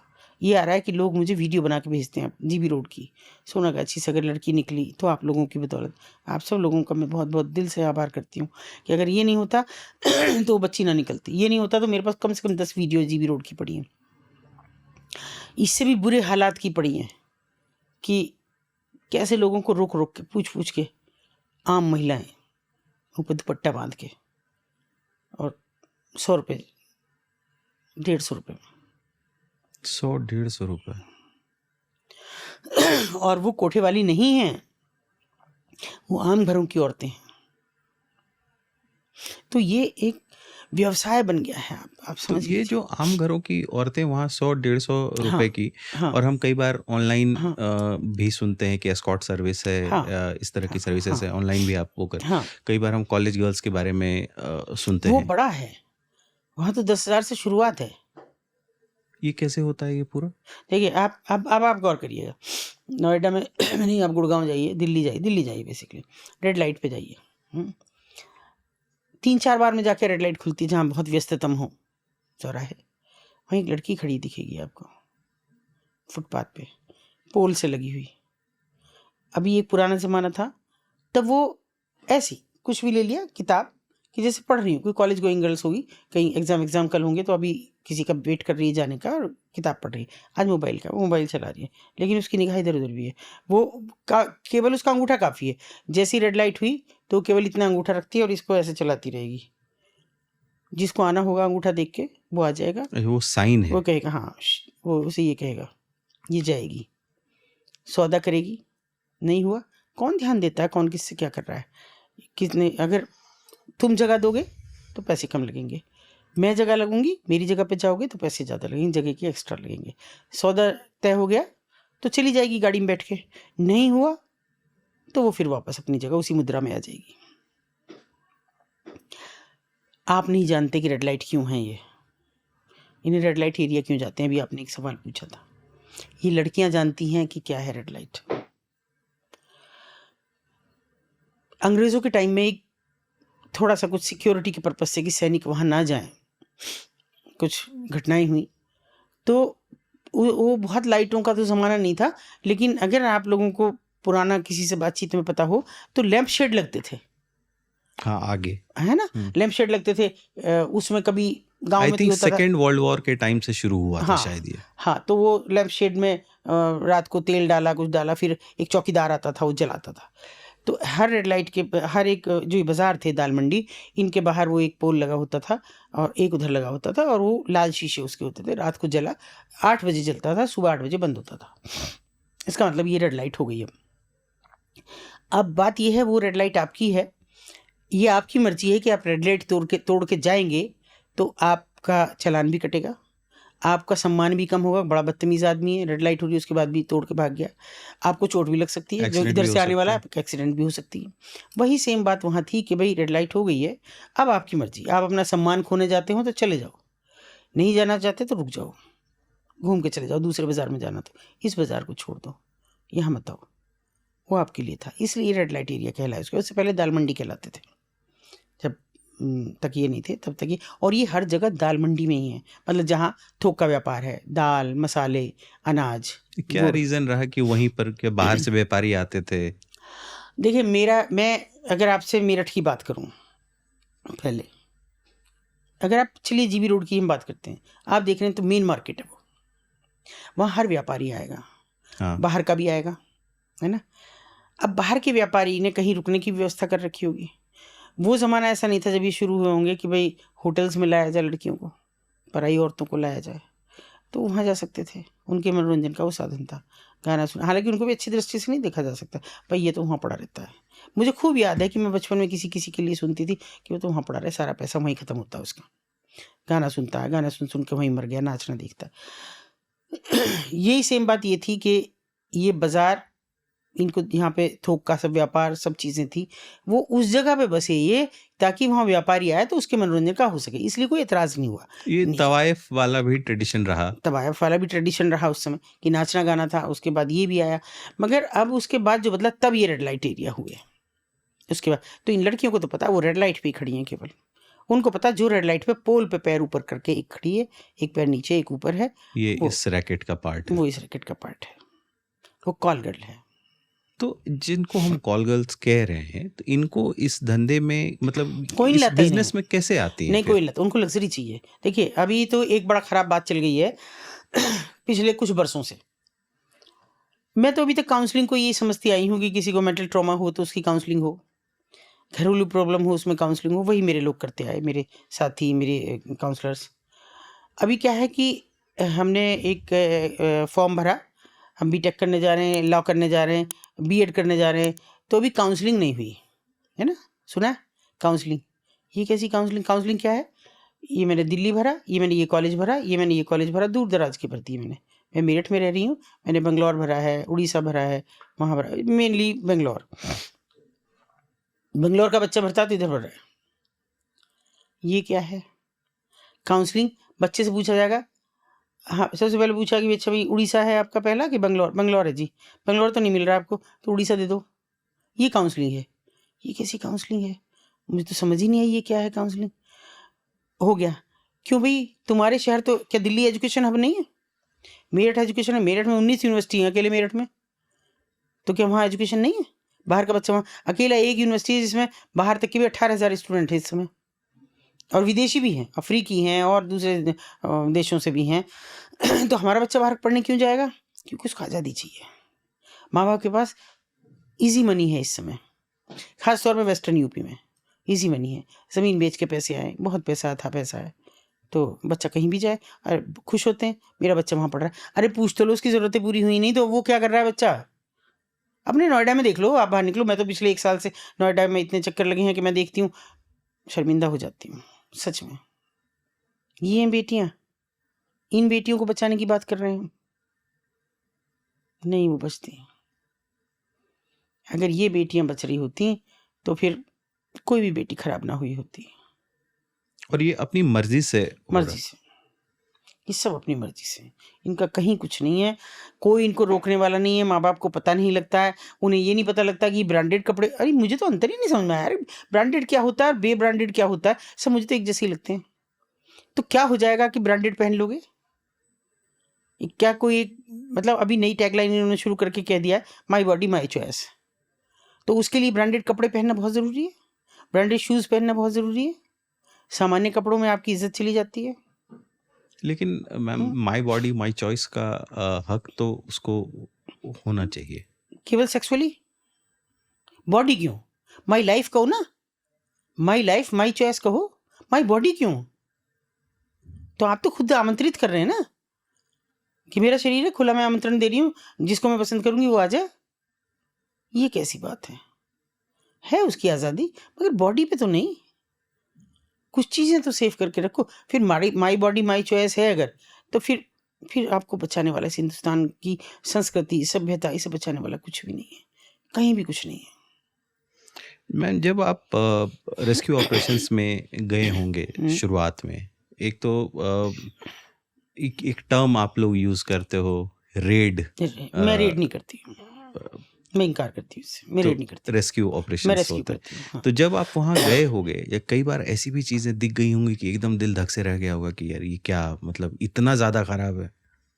नहीं, खराब तो देखिए, यही मैंने अभी आपको बताया, चूने जैसी बात है। मैंने खराब तो बहुत सारे, मैं तो हर रोज जा रहा, देखिए मैं उन लोगों से भी, मुझे थोड़ा सा एतराज है कि आप उस बात पे क्यों फोकस करते हैं कि मुझे क्यों नहीं दिखेगा हर रोज, इतनी सी तो जगह है, मुझे हर रोज हर बदहाली दिख रही है। जैसा फिल्मों में हम देखते हैं उस तरह का होता है। इससे भी बुरा, बस काफ़ी हद तक गंगूबाई को बहुत रिसर्च किया गया है शायद, और उसके लिए मैं उनको धन्यवाद भी करती हूँ भंसाली जी को, कि उन्होंने बहुत नज़दीकी से देखा है, इसको सर्च किया है बहुत ज़्यादा, काफ़ी कुछ। इतना ही अंधेरा, मैंने कभी वहाँ रोशनी नहीं देखी, वो एक डिम लाइट इतनी सी रहेगी। शाम होती, मान लो मैं कभी बैठी हूँ मैंने कहा दोनों वक्त मिल रहे, लाइट तो जला दो, कभी तो बन जाओ घरेलू औरतें। हाँ जला दो भाई, जला दी, वो ना जलने से बेहतर थी। कोई रोशनी नहीं है, क्योंकि वो रोशनी फिर उन केबिन्स तक भी जा रही है। केबिन्स बने हुए हैं वहाँ। केबिन भी नहीं है वो, मान लीजिए ये आपका कमरा, ऐसे ऐसे मान लीजिए इसको आड़ा, उस दरवाजे से लेके आड़ा एक आदमी 5 फुट 6 फीट के आदमी के पैर आ सकें, इतनी जगह है।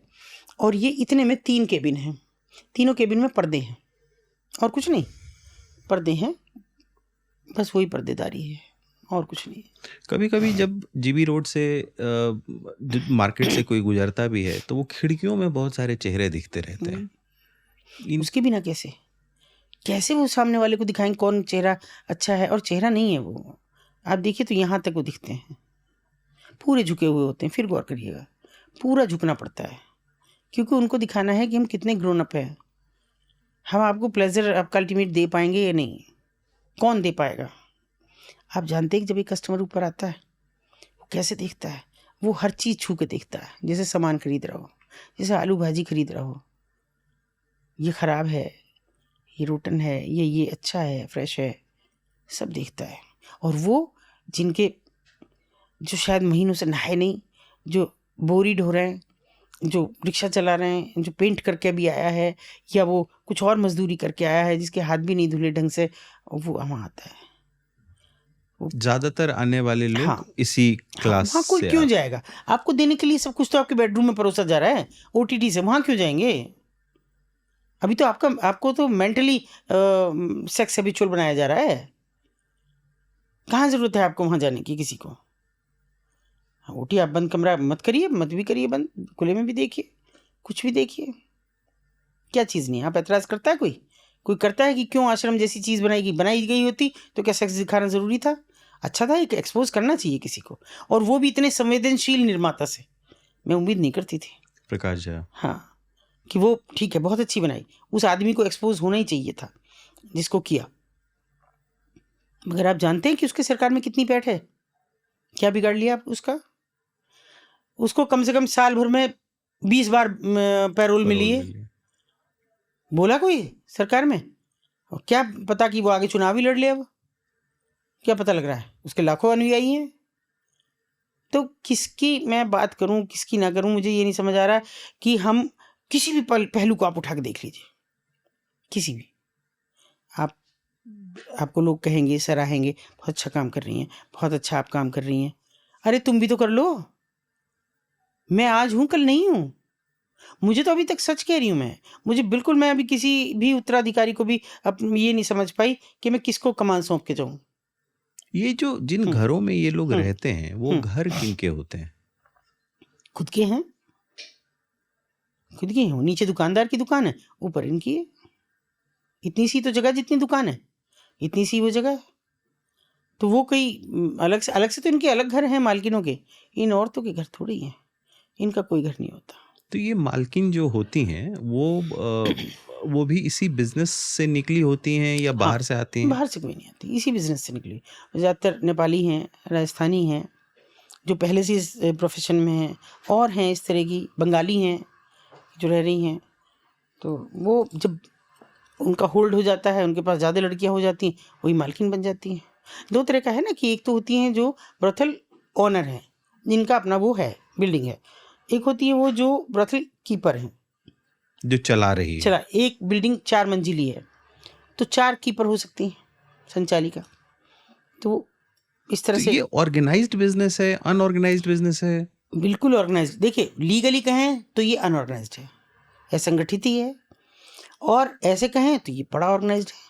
इसको किसी को कुछ नहीं कहने की जरूरत पड़ती, सब सिस्टमेटिकल होता रहता है। देखिए उदाहरण से बताऊंगी, आपको ऐसे नहीं समझ आएगा। एक बच्ची मेरे शहर के नज़दीक से गायब होती है उसको कैसे टारगेट किया जाता है उसके बहुत पड़ोसी से, मुझे भी हैरानी होती है कभी कभी, जिन्हें मैं समझ नहीं पाई इतने 32 साल में भी, कि उसका किसी से, वो बहुत दुखी लड़की थी।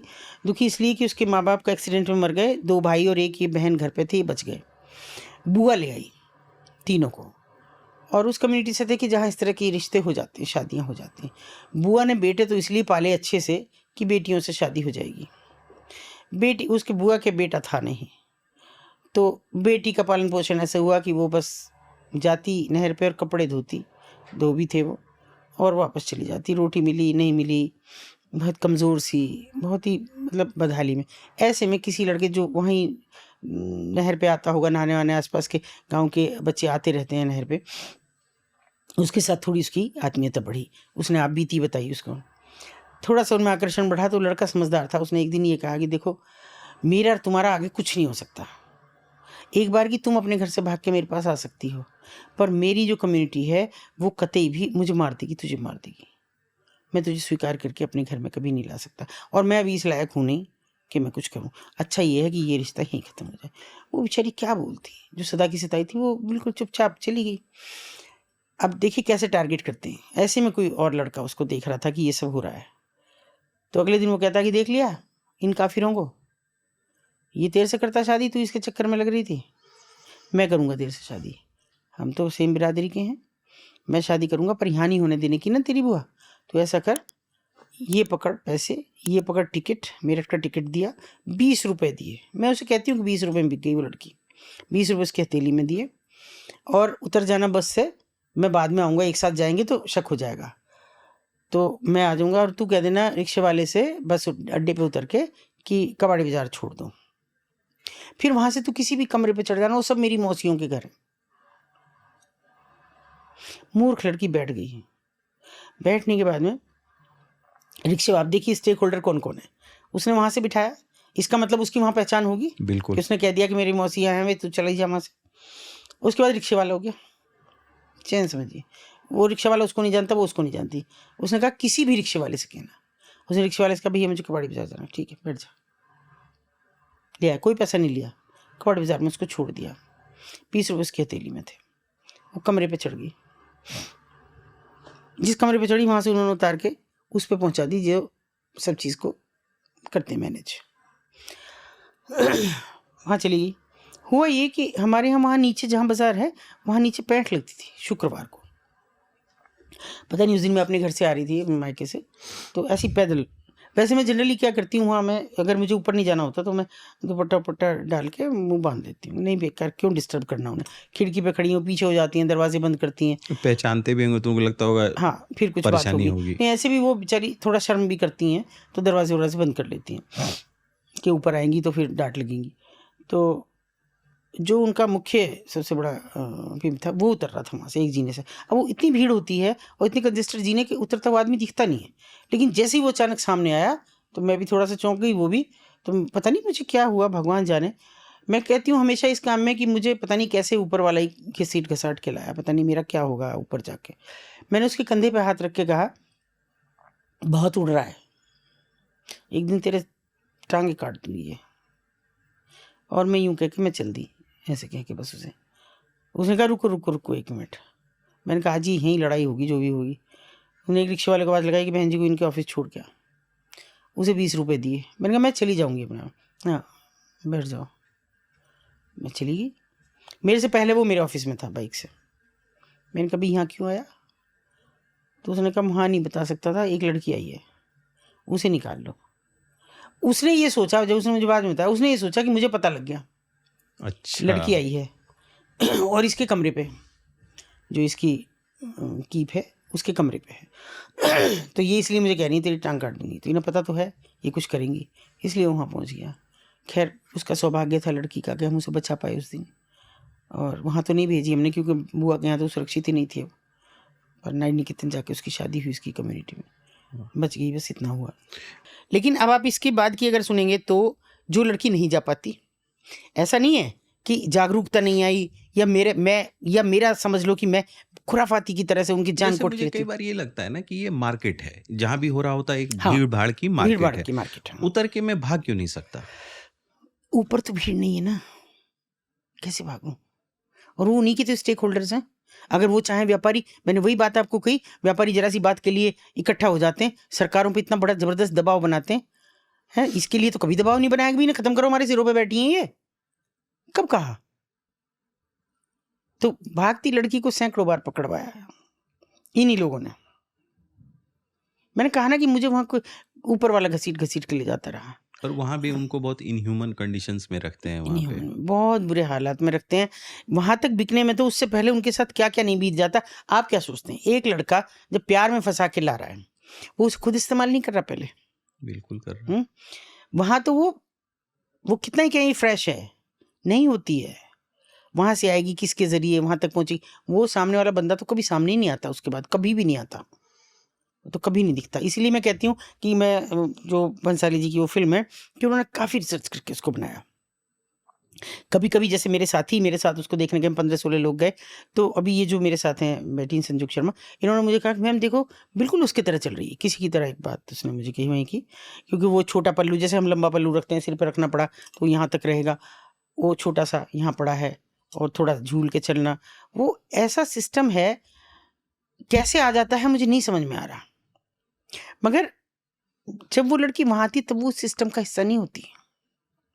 उसके बाद उसकी ज़िंदगी में बहुत सारे लोग आते हैं, वो जो दलाल हैं, वो जो उनके पाले हुए गुंडे हैं। अगर लड़की नहीं मान रही, आप भागने की बात कह रहे हैं, वो गुंडे हर जगह हैं, कहाँ नहीं है। वो दुकान में बैठे हैं, सामने चाय के खोके पे बैठे हैं, उनका काम ही है, वो इसी बात का तो पैसा लेते हैं। और सबसे बड़े गुंडे जो पुलिस है, जो पिकेट है वहाँ, जो हर वक्त। आपको छोटा सा बताती हूँ, ये एक दुकान है, वो एक दुकान है, उसके ऊपर भी कमरे हैं, इसके ऊपर भी कमरे हैं। अब यहाँ वाले की अगर सेटिंग करनी है तो उसको यहाँ खड़ा होना होगा। आप किसी दुकानदार के पास खड़े होकर देख लीजिए, अपनी स्कूटी रोक के देख लीजिए, वो 100 बात कहेगा, हटाओ मेरे पास से तो कुछ नहीं ले रहे, नहीं हो रहेगा, उसे नहीं कहेगा। उसकी स्कूटी, स्कूटर, बाइक सब खड़ी रहेगी और वो खड़ा हो जाएगा वहाँ, देख रहा है कौन से पे सेटिंग। अगर हो गई, सामने वाले पे सेटिंग होगी, ठीक है, 10 रुपये उसके हो गए, केवल 10 रुपये, बहुत बड़ी रकम नहीं है। ऊपर गया, उसकी लड़की के साथ बैठा, वहाँ पैसे दिए, फिर वो 10 रुपये मालकिन से लेने जाएगा कि वो कस्टमर आया था मेरी दुकान पे से, 20 रुपये आ गया।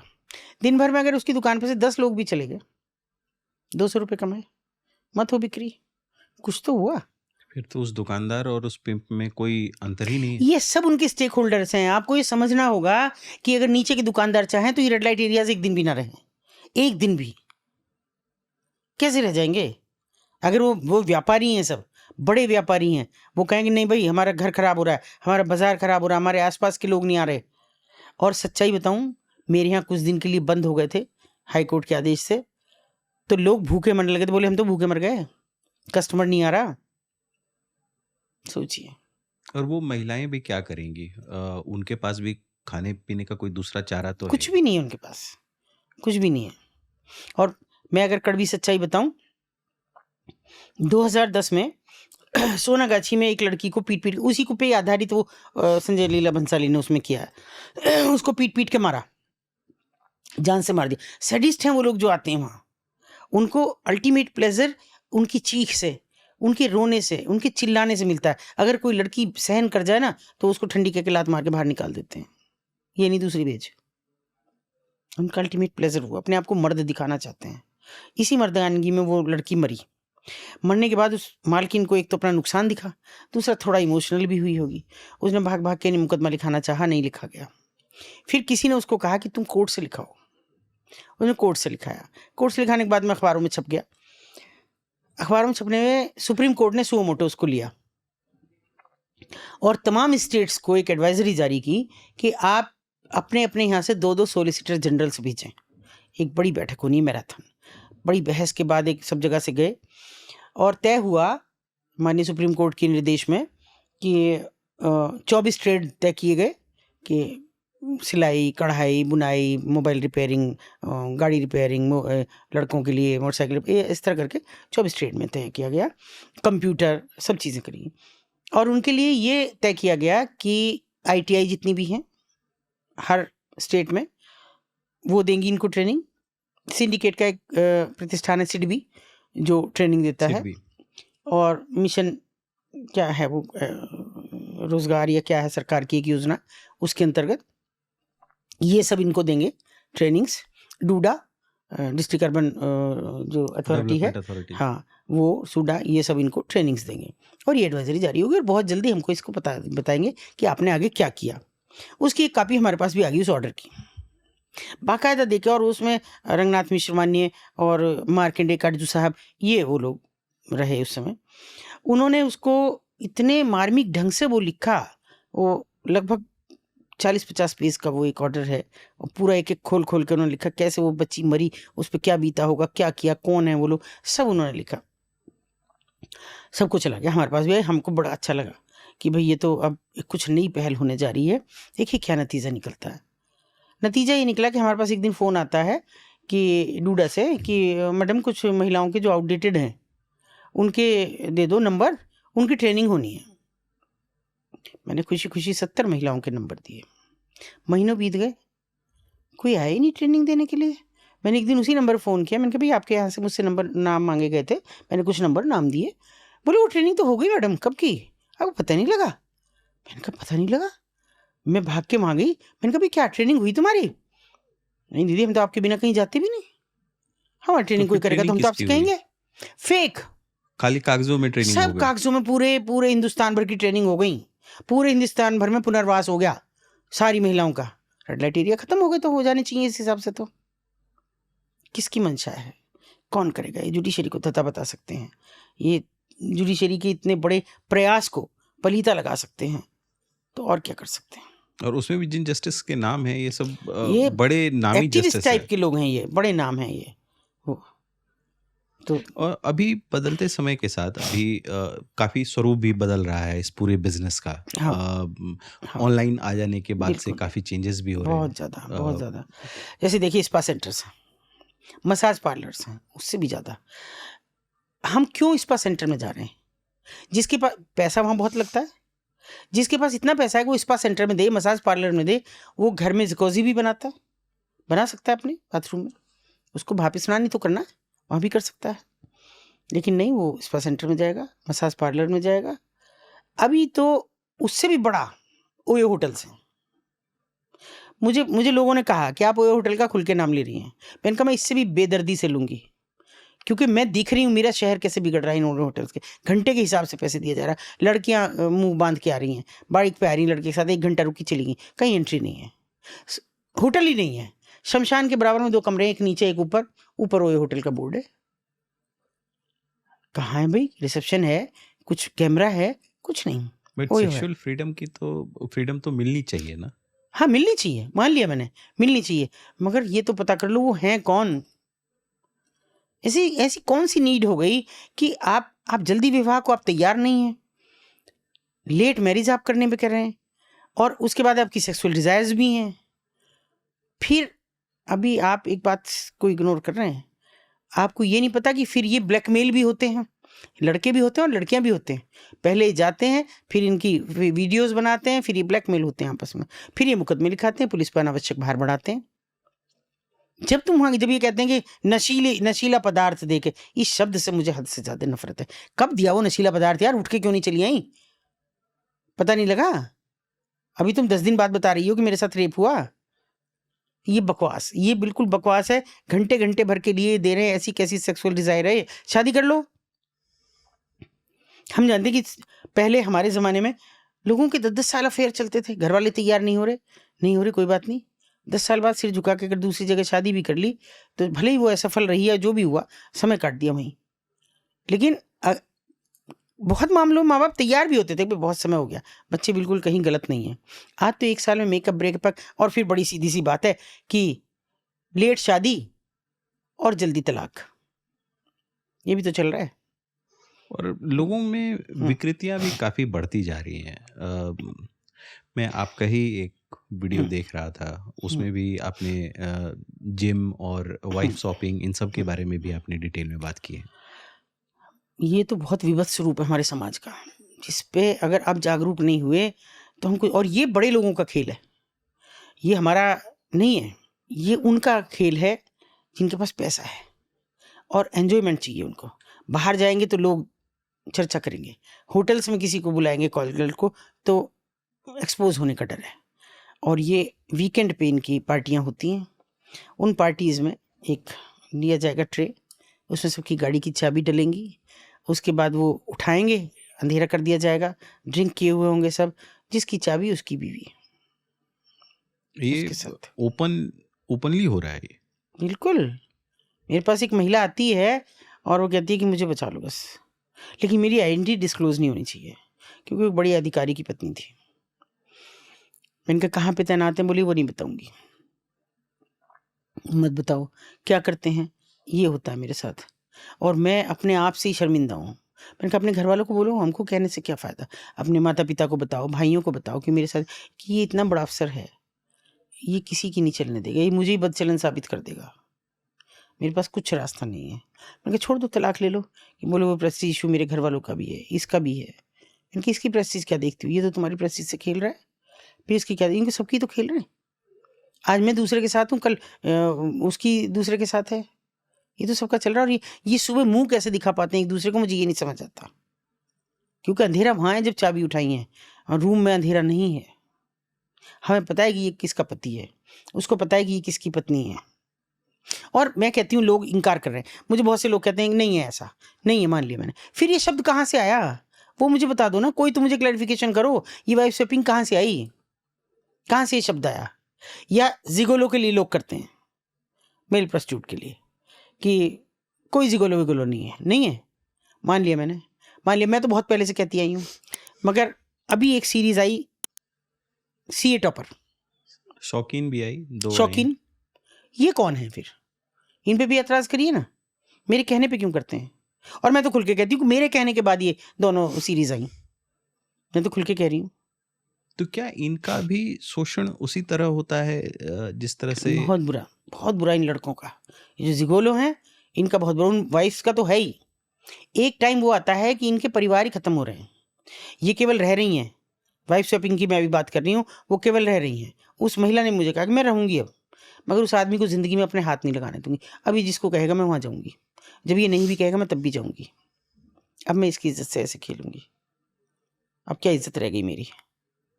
और ये ज़िगोलो की स्थिति है कि ज़िगोलो जाते हैं पहले मसाज पार्लर में, और मुझे किसी ने कहा कि मैं जब गया मेरी बहुत उम्र नहीं थी मसाज पार्लर में, और वहाँ मुझे लड़की बॉडी टू बॉडी मसाज देने की बात कर रही थी। तो मैंने उसे मना किया कि नहीं, मैं तो नहीं करवाऊँगा ये, मैं तो किसी दोस्त के साथ आ गया। तो फिर उसने कहा चल छोड़। बाहर गई और किसी बड़ी उम्र की औरत को मेरे साथ भेज दिया। वो शुरू में तो मेरे मसाज करती रही, उसके बाद फिर उसने भी वो ये सब हरकतें शुरू करी। मैं वहाँ से निकला, मुझे नहीं जाना। मगर उसका मैं दूसरा पक्ष बताती हूँ कि जब एक बच्चा, मतलब अच्छा स्मार्ट और बॉडी-शॉडी उसकी बनी हुई, मैंने कहा मुझे अकेले में बात करनी है। चलो करते, बताओ। जी मेरा ज़बरदस्त शोषण हो रहा है, मैं बचना चाहता हूँ, मैं आत्महत्या कर लूँगा अगर मैं नहीं बचा, बहुत उम्मीद करके आप तक आया हूँ। क्या चलो बताओ। कि मैं मसाज पार्लर में जाता था, पहले जिम जाता था। जिम के बाद किसी ने कहा कि यार कभी-कभी मसाज भी कराया करो। जिम करने से जो मसल्स हैं ना, वो कभी-कभी फूल जाती हैं टेंस ज़्यादा। हो जाती हाँ, हैं। टेंस हो जाती हैं, तो मसाज करानी चाहिए। फिर मसाज पार्लर चला गया। और मैं बहुत मिडिल क्लास फैमिली का लड़का हूँ, बल्कि लोअर मिडिल क्लास का हूँ, तो इतना ज़्यादा अफ़ोर्ड नहीं कर सकता। 1 महीना जिम किया, तो 2-4 बार मैं कि चलो मसाज पार्लर भी चला जाता हूँ। तो वहाँ से मुझे ऑफ़र दिया गया कि भई पैसे कमाने हैं? तो मैंने कहा किसको नहीं कमाने? बताओ कैसे? बोले एक वहाँ ऐसे महिला है, मुझे, मैंने कहा तुझे बताया नहीं उसने क्या करना? नहीं बताया। फिर क्यों गया? वही तो गलती हो गई। मैं वहाँ गया, उन्होंने बताया कि वो बड़ी उम्र की महिला है और तुझे कोई खतरा नहीं है। उनकी भी इज़्ज़त तू रखना, वो तेरी रखेंगी, क्योंकि वो बड़े घर की हैं। तो मैं चला गया, 50,000 रुपए मिल रहे थे और फिर वो दिन तो आज तक निकल नहीं पाया उससे। मैंने कहा क्यों, आजा। बोले नहीं, वो एक के बाद एक, एक के बाद एक लाइन थी। वो कहती मेरी फ्रेंड है। फिर वो फ्रेंड के पास जाता तो फ्रेंड की फ्रेंड है, उसकी भी फ्रेंड है। इस तरह से मेरी एक लिस्ट हो गई है 25-30 महिलाओं की। मैं उन्हें सेटिस्फाई नहीं कर पा रहा, मैं थक गया हूँ। मर जाने को जी चाहता है, शादी नहीं करने को जी चाहता है, कभी शादी नहीं करूँगा। और ये औरतें मुझे ब्लैकमेल कर रही हैं कि तू नहीं आएगा तो तेरी हमारे साथ वीडियो बनी हुई है, फ़ोटोज़ बनी हुई हैं। मैंने कहा वीडियोज़ कैसे बनी, वो भी तो तेरी मर्ज़ी से बनी होंगी। बोले नहीं नहीं, मुझे नहीं पता कैसे बनी है, मुझे नहीं पता। लेकिन जितनी वीडियोज़ हैं उनमें अगर मेरी पीठ है तो उनका चेहरा मेरे नीचे है, नहीं दिख रहा है। और अगर पीछे जानबूझ के बनवाई जानबूझ गई के, वीडियो। अगर पीछे हैं तो मेरा फेस दिख रहा है, पूरा दिख रहा है कि मैं उनके साथ सेक्स कर रहा हूँ। मैंने कहा तुझे कभी नहीं लगा कि तेरी माँ हो सकती हैं, दादी जैसी उम्र की, जो 60 साल की महिला तू कह रहा है, 50 साल की महिला कह रहा है, तो तुझे ये नहीं लगा? बोले उन्हें भी तो नहीं लगा कि मैं बेटा या पोता हो सकता हूँ। लानत है, कैसे तुम तैयार हुए इस काम के लिए? कैसे आदमी कहता है मैं तो इतना ही जानती हूँ कि अगर प्यार नहीं है तो सेक्स नहीं है, मगर कैसे तुम उनके साथ में, क्यों नहीं तुम्हें एक बार भी लगा कि ये इतनी अजीब, बेडौल, बेअकल सी महिलाएं और तुम उनके साथ जा रहे हो? तुमको लगा ही नहीं बिल्कुल भी? पैसा इतना बड़ा तुमको वो दिखाई दिया? बोले उसके लिए मैंने बहुत गोलियां खाई हैं, मैं बहुत इस तरह की ड्रग्स लेता हूँ ताकि मैं सबको सेटिस्फाई कर सकूं, और अब मैं खोखला हो गया हूँ, मेरे पास कुछ नहीं है, मैं शादी भी नहीं करना चाहता। ये ड्रग्स और ये इंजेक्शंस तो जो सेक्स वर्कर्स लड़कियां ऑक्सीटोसिन, हैं उनको भी हाँ, कई उनको बार। ग्रोन अप खाने के लिए, क्योंकि ये पूरा बिजनेस ही यहाँ से यहाँ है बस। और किसी को बड़ी उम्र का दिखाने के लिए पहले उसके ब्रेस्ट को ग्रोन अप दिखाना होगा, तो वो उसके लिए होता है। और देखिए इसका सीधा सा फंडा है, हम तो देहात से हैं, हमारे यहाँ जब गाय गाय तो नहीं, गाय को तो स्ट्रिक्टली प्रोहिबिटेड, भैंस अगर दूध ना दे तो उसको ऑक्सीटोसिन लगाए जाते हैं। औरत को अगर डिलीवरी के टाइम दर्द नहीं हो रहे हों तब ये लगाए जाते हैं, दर्द बढ़ाने के लिए। तो वो उससे क्या होता है कि 5 मिनट में दूध आ जाता है, निकाल लेते हैं, कितना भी वो जिद करती रहे भैंस निकाल लेते हैं। वो सेम है कि यही हिस्सा ग्रोन अप होगा उनका। और ये कम उम्र की लड़कियां कम होती उम्र हैं की बहुत। लड़कियां, और उसके बाद उससे भी बुरा ये है कि उनके अंदर अजीब अजीब एक वो हो जाता है कि वो हर किसी के साथ जाने को तैयार रहती हैं कि मैं, कि ये दवाई का असर होता ये है। दवाई का असर, या तो उसमें वो क्या मिला के डालते हैं मुझे आज तक समझ नहीं आया। कि वो लड़की मैंने ऐसे जिद करते हुए देखी कि नहीं मुझे जाना, मैंने कहा मेरे पास तो बैठ, तो नहीं नहीं नहीं, मुझे जाना, फिर कस्टमर चला जाएगा, फिर मुझे कस्टमर चला जाएगा, तुम देखो मैं तुम्हें क्या मतलब मैं उन शब्दों का नहीं इस्तेमाल कर सकती, पर वो इस तरह से इतना ईगर हो रही थी, इतना ज़्यादा उत्सुक हो रही थी कि मैं जाऊँ। तो ये दवाइयाँ उनको जीवन भर के लिए मेंटली परेशान करती हैं। करती हैं एक समय तक, जब तक उनका बिल्कुल होना हो तब तक वो पूरी तरह से तैयार रहती हैं। वही तो उनका बिजनेस है मालकिन का। अगर लड़की मना कर दे किसी को या रोने धोने लगे तो फिर वो तो कस्टमर भाग जाएगा। अगर वो उसके साथ खुल के व्यवहार कर रही है तो वही तो उसका अल्टीमेट प्लेजर है। चिल्लाना, चीखना, आप इमेजिन कर सकते हैं कि बड़ी उम्र का कोई आदमी आया जिससे चला भी नहीं जा रहा ढंग से, और वो कहे मुझे ये वाली लड़की चाहिए, और लड़की के पास ना करने का भी नहीं है कि मैं ना जाऊं इसके साथ। वो जाता है और वो सेक्स करने के काबिल भी नहीं था, पैर का अंगूठा डालता है जिससे वो लहूलुहान हो जाती है बच्ची, वो चीखती है, रोती है। और जब मैंने उससे पूछा कि क्यों पड़ी है, क्या हो रहा है इसको? कुछ नहीं, इसको बीमार हो रही है ये। मैंने उससे पूछा, वो रोने लगी, मुझे कस के पकड़ कर, काँप रही थी बिल्कुल, थोड़ी सी उम्र की बच्ची। मैंने कहा क्या हुआ? कि उसका नाखून बड़ा हुआ था। मैंने कहा किसका नाखून? मुझे नहीं समझ में आ रही बेटा, खुल के बता। अपने पैर के अंगूठे को मेरे इसमें डाला है।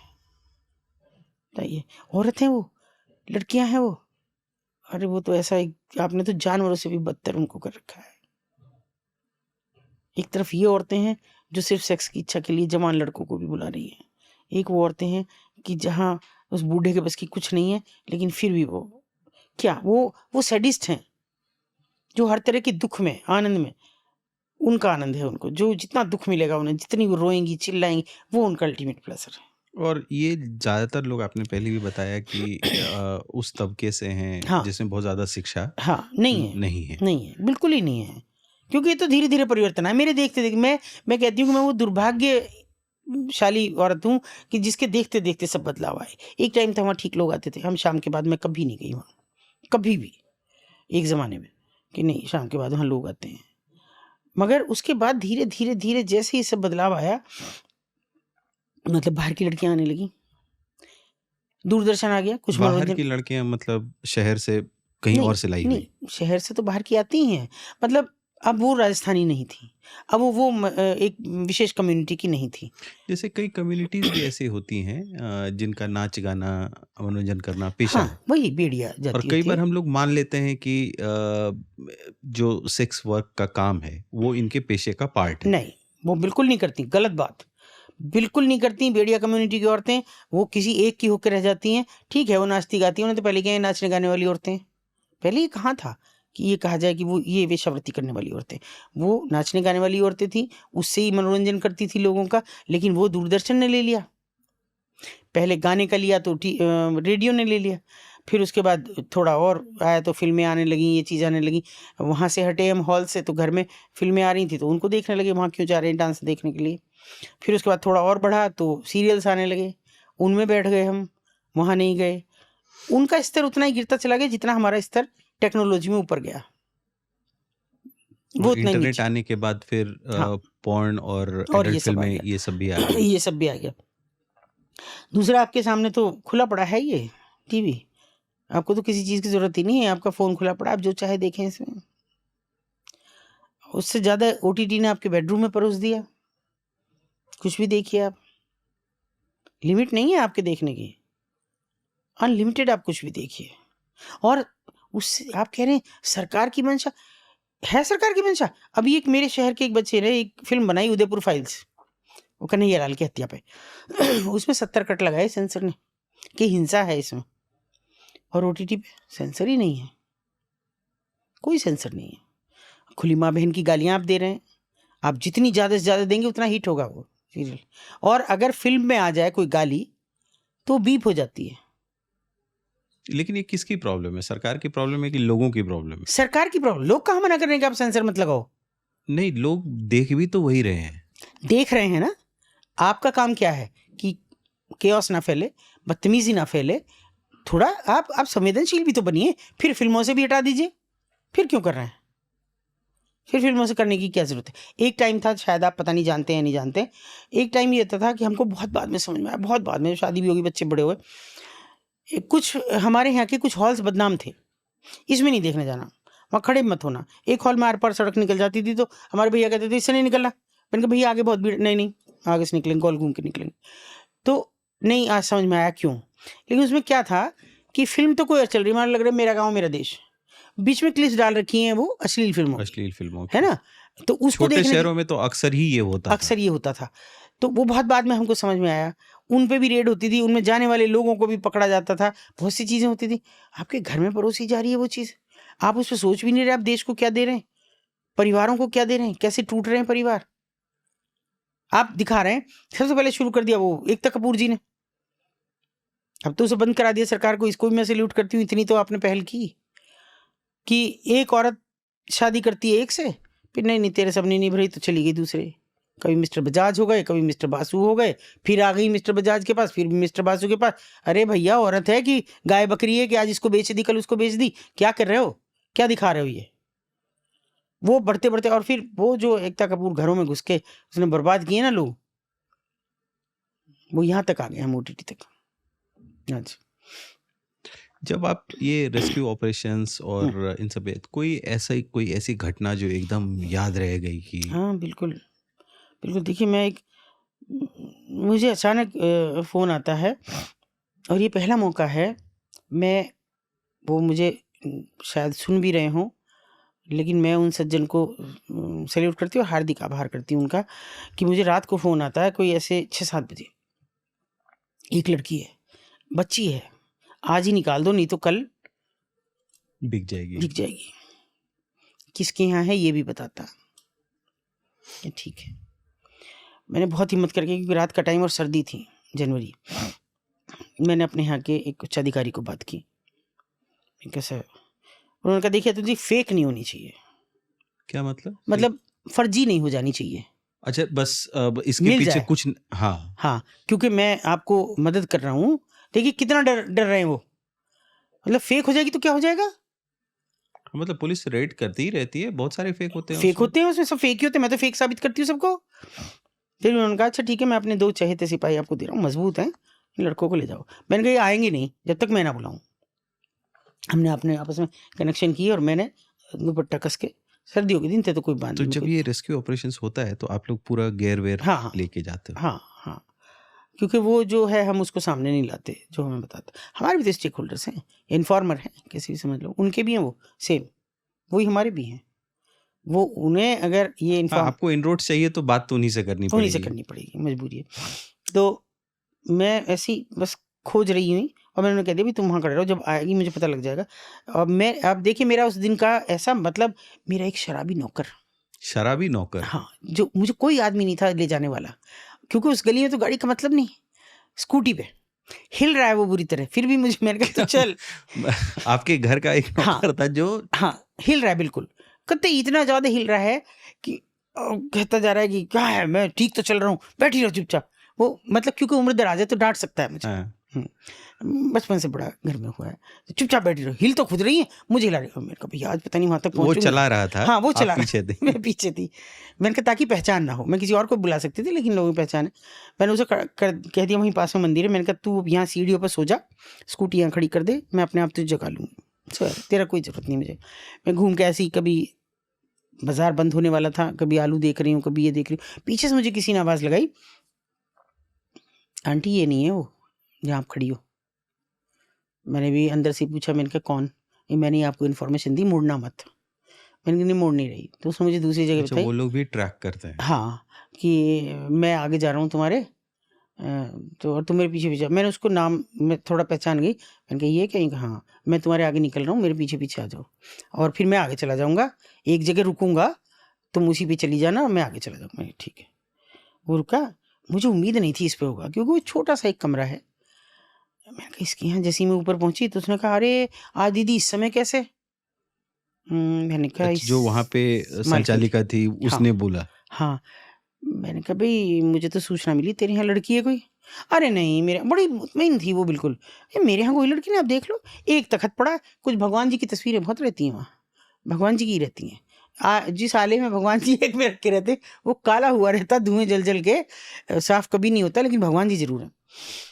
मैंने कहा अच्छा होगी। तख्त के नीचे देखूं तो कोई नहीं, 2 लड़कियां तख्त पे सोई पड़ी हैं, वो बेड भी नहीं था कि बेड के अंदर हो, तख्त था सिंपल। मैंने दोनों सिपाही कह दिया भैया आ जाओ ऊपर, वो भी आ गए। तो उसने कहा देखना दीदी मैं तो कभी ऐसा करती भी नहीं, कोई लड़की जबरन हो, नाबालिग हो, आप मेरे यहाँ इस समय। मैंने कहा भाई नहीं होंगी तो नहीं होंगी, मैं चली जाऊंगी ना, मैंने कोई शोर तो नहीं मचा रखा, मीडिया नहीं बुला रखा, तू देख ले। तो अच्छा, वो सफाई दे रही है कि ऐसा हाँ, कुछ नहीं है? ऐसा कुछ नहीं है। मैं संदूक वंदूक खंगाले, अरे ये कहाँ है, फिर वो मैंने लड़कियों के 2-2 मारे। अरे मैंने कहा तुम्हारी आंखें नहीं खुल रही, इतना शोर मच रहा है यहाँ, 20 आदमी घुसे पड़े हैं यहाँ, क्योंकि दर्शक भी बहुत आ जाते हैं ऐसे में। कि उठो, वैसे उठी जैसे बड़ी, और वो सो नहीं रही थी, वो पड़ी थी केवल। फिर चल दिया। मैंने कहा, वो भी कहने लगा मुझे एक सिपाही मतलब के, आप वहाँ जाती हैं तो लपड़ थप्पड़ हाँ हाँ, वो तो सब चलते होता है। हैं? वो तो सब हो जाता है, कौन दे रहा है ऐसे बिना उसके जवाब। मैंने उससे कहा, एक सिपाही चलते चलते, एक चलो दीदी बुलाता है वो मुझे, दीदी चलो, कुछ नहीं यार तो फेक हो गई, आज साहब भी बहुत लताड़ लगाएंगे। मैंने कि फेक तो नहीं हो सकती। तो आदमी मुझे यहाँ तक छोड़ के गया, कि मुझे ऐसे जैसे बिल्कुल आपका ये दरवाज़ा है और दरवाजे के सामने अब मुझे तो दरवाज़ा नहीं दिखेगा अगर इतनी बड़ी ड्रेसिंग टेबल लगा दें। मैं सोचूंगी हाँ, अगर ड्रेसिंग टेबल उसके लगी हुई है, सामने कुछ लगा दिया है तो नहीं दिखेगा। मुझे नहीं दिखेगा। मैंने कहा जरा इसे ड्रेसिंग टेबल को हटा। बोली ना ना ना, मेरी ड्रेसिंग टेबल मत हटा देना, फिक्स है ये, फिक्स है ये, इसको मत हटा देना, देख लो फर्श में दबा रखी है, क्योंकि जिससे टूट ना जाए, ये लड़कियां इधर उधर करती रहती हैं, मैं तो फर्श में। मैंने कहा सुन भाई मारिए जरा इसमें एक हाथ कस के, शीशा तोड़ दे। और बवाल कर दिया उसने, शीशा तोड़ दिया तो मुझे नहीं बनवा के। मैंने कहा नहीं दूंगी, अभी के अभी लगवा के जाऊंगी, हम मिस्त्री बुला के, तोड़ दे भाई। उसने तोड़ा, एक नहीं 3 लड़कियां मिली।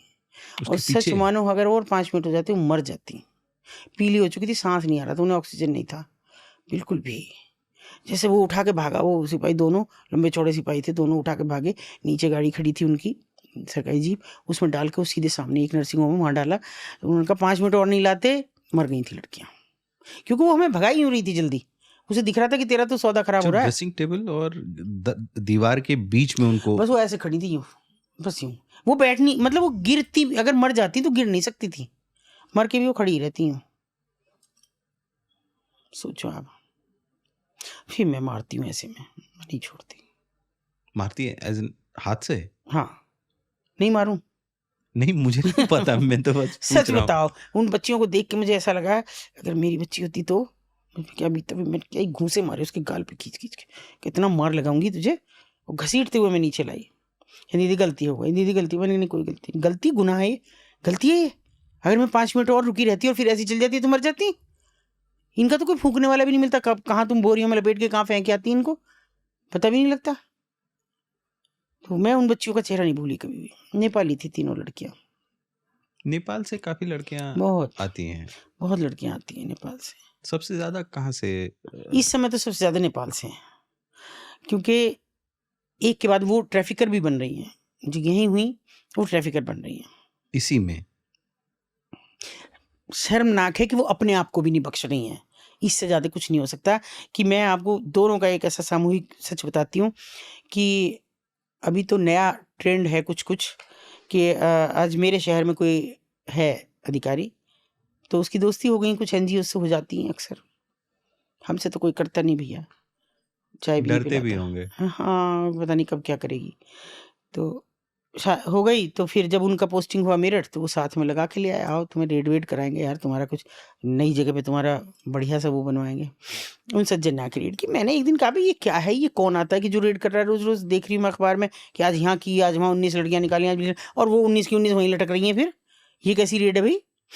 अच्छा, जो अखबारों में हेडलाइंस देखते हैं कि हाँ 25 बच्चे हाँ रेस्क्यू हाँ, कर लिए गए, ये 10 रेस्क्यू लड़कियां। नहीं होता, ये रेड होती है। रेड रेस्क्यू का अंतर समझो आप। रेस्क्यू है वो कि जिसका आपने उद्धार कर दिया। रेस्क्यू हिंदी शब्द ही उद्धार है। और रेड छापा। तो बस छापा हो रहा है, उसको रेस्क्यू कह दे रहे हैं। रेस्क्यू तो कहते ही नहीं वो, आप देख लो अखबार में लिखा हुआ। वो कहते हैं रेड हुई, छापा मारा। रेस्क्यू कभी नहीं, पुनर्वास नहीं आता कभी भी, उद्धार नहीं आता। आज 3 लड़कियों का उद्धार करा। तो बस पकड़ लिया वहां पे और फिर मजिस्ट्रेट को पेश किया, मजिस्ट्रेट लताड़ वहां से के छोड़ दिया। हटाओ ये। मालकिन को ज्यादा से ज्यादा भेज दिया, उसकी भी 4 दिन में जमानत हो जाती है। क्योंकि वही लड़कियां आके गवाही देती हैं, साहब हमारे तो रिश्तेदार, हमारे तो मौसी लगे, हमारी चाची लगे, हम तो अपनी मर्जी से रह रहे हैं, बाली गए, क्या कर रहे हो आप रेड? उनसे 2-3 रेड कराई। रेड के बाद क्या होता है, जो सबसे महंगी है और जो सबसे ज्यादा बड़ी ट्रैफिकर है और जिसने उस शहर का एक आदमी बर्बाद कर दिया, उससे उसके 2 बच्चे हुए। उसने अपना घर बार सब बेच दिया, बड़ा बिजनेसमैन था, सब चीज खत्म कर दी उसने। आज वो 10,000 रुपये की नौकरी कर रहा है, डर के यहाँ से दूर जाके। उसके बच्चों को उसने ऐसे स्कूल में पढ़ाया जिसमें हमने कभी नहीं पढ़ाने की सोच भी नहीं सके। हिम्मत तो की, पर ना तो हमारे पास एडमिशन कराने जैसी स्थिति थी। स्थिति इन द सेंस कि भी हमारे पास कोई सोर्सेज नहीं थी जहाँ डीएम एसएसपी और उनके बच्चे पढ़ते हों। तो हम नहीं वो इतना सोर्सफुल थे कि बच्चे पढ़ा सकें। कुछ हमने देखा भी नहीं कभी बच्चों की तरफ, या ये समझ लो। उसने वो बच्चे वहाँ पढ़ाए, वेल एजुकेटेड किए। उसके बाद दार्जिलिंग पढ़ाए वो बच्चे। और अब वो उन सज्जन जो रेड की, उन सज्जन वो रेड ही इसलिए करते थे कि यहाँ से पैसा है, पैसा उनको आने लगा। उसके बाद उसी महिला के साथ वो सो कॉल्ड शादी करते हैं। शादीशुदा तो पहले से थे, 50-55 साल के होंगे, शादी करते हैं उससे, और उस महिला से शादी करके उसका भी एक एनजीओ बनवाते हैं। फिर तुमसे फिर कोई परेशान नहीं करेगा। और अभी रेड हुई है, उसमें वो पकड़ी गई है मैडम, जिनसे वो शादी की बातें कर रहे थे। जिनसे शादी कर रहे हैं वो एनजीओ चला रहे हैं, वो रेस्क्यू कर रहे हैं, वो रेड कर रहे हैं, वो सज्जन। तो ये पूरा सिंडिकेट है एक। सिंडिकेट है। और ये जितना ऐसे नए नए कुकुर मुत्ते की तरह उग रहे हैं ना, जो कि भाई हम वेश्याओं के लिए काम करेंगे, हम देह व्यापार के लिए काम करें, कोई नहीं करता। वो सिर्फ प्रशासन के साथ बैठते हैं, डीएम के साथ फोटो खिंचाते हैं, एसएसपी के साथ खिंचाते हैं, उनको बेवकूफ़ बनाते हैं, और उसके बाद रेड नाम पे प्लान करके, साहब सूचना मिली है, साहब भी नहीं पूछते भाई कहाँ से मिली सूचना। सूचना तंत्र कुछ है? तुम रहते नहीं है, कैसे है तुम्हारे पास सूचना तंत्र? अब कर लिया तुमने, पैसा उगा लिया। तो जब ये रेस्क्यू ऑपरेशन पे आप कहीं गए, तो जैसे सामने वाले को भी तो अच्छा नहीं लगेगा, उसके बिजनेस को आप हार्म कर रहे हो। हाँ, तो मारपीट या इस तरह की चीजें। हाँ, जितनी गालियाँ मैं देती हूँ उससे चौगनी वो मुझे देती हैं। अगर तेरी बेटी भी यहीं बिठा दूँ, मैं तो तेरी बहू को भी यहीं बिठा दूँ, सब यहीं बैठ जाए, मौका तो मिले मुझे। तो मैंने कि नहीं मिलने का, मजबूरी है तेरी। इसमें मैं कहती भी हूँ भाई देखो ये एक अम्ब्रेला है, और भी लड़कियाँ निकलना चाहें तो अभी इस पर उंगली रख सकते हो, फिर मैं निकलूंगी। मैं मेरे कपड़े फाड़ दिए पीछे से, वो तो मुझे सब ये थोड़ा, मैं जेंट्स अपने वॉलंटियर्स को ऊपर नहीं ले जाती हूँ, इतनी महिलाएं ये सब वो करते हैं, थोड़ा सिक्योर भी करके चलते हैं, पर फिर लड़की को नहीं छोड़ती। पर मैं एक बार उसका अपने पंजे में फंसाया। क्या कुछ पैर वैर में भी चोट आपके? अभी तो नहीं, पैर नहीं, मुझे तो बिल्कुल ख़त्म कर दिया था। मेरी बेटी की शादी थी, 10 दिन रह रहे थे, तो हम ऐसे ही घर से निकले। 31 दिसंबर की बात है ये, कार्ड के लिए। भाई सबसे हमारे यहाँ रिवाज है कि पहले बेटी के ससुराल में दे आओ। बेटी मेरी नैनीताल रहती थी, लेकिन उनका ससुराल पास में ही है थोड़ा सा, वहाँ से 10-15 किलोमीटर दूर जाके एक गाँव है, वहाँ हम देने जाए। किसी के पास सटीक जानकारी थी हमारी, एक पल की। किसी ने तो रेकी की थी। हाँ, किसी ने रेकी की। वो हम 2 किलोमीटर भी नहीं चले थे कि जो गाड़ी चला रहे थे हमारे संस्था के प्रेसिडेंट भी थे वो उस समय, तो उन्होंने मुझे कहा कि कोई हमारे पीछा कर रहा है। मैंने कहा पता ना, कोई ऐसी लग रहा है आपको। फिर उन्होंने अपने किसी को बुला के एक कॉलोनी में जाके गाड़ी बदल ली, लेकिन थोड़ा सा आगे जाते उन्होंने फिर कहा कोई फिर कर रहा है। मैं कहा बिल्कुल हद होगी। उसके बाद उन्होंने मेरे एक भाई को फ़ोन कर दिया, मेरा चचेरा भाई था, कि तू जरा गाड़ी लेके आ। वो ले आया, फिर उससे बदली। ये इतना हमें शहर पार करते करते हमने 3 गाड़ियाँ बदली। मैंने कहा आपको वहम हो रहा है। उसके बाद हम चले गए। मैं चल ठीक है, कोई ना दिख रहा।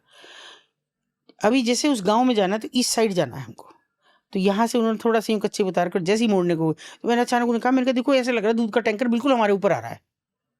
उन्होंने भी देखा, वो ज़्यादा तो नहीं कुछ कर सके, उन्होंने मेरा सिर पकड़ के तो नीचे किया। इतने में वो खुद को नहीं संभाला, क्योंकि गाड़ी भी संभालनी थी, पीछे से आने वाली गाड़ियाँ भी थी। फिर हमें कुछ याद नहीं, एक्सीडेंट हो गया वहाँ। वहाँ वो चढ़ गया हमारे ऊपर, हमें सब काट काट के निकाला। कितना पैसा लोग लूट रहे। मेरी बेटी की ससुराल, वहाँ से लोग निकल के आ रहे हैं जो जान, उन्हें ये नहीं पता ये कौन है, क्योंकि लथपथ थे हम तो, कोई हमारा चेहरा नहीं दिख रहा था, कुछ नहीं दिख रहा था, सब टूटे हुए।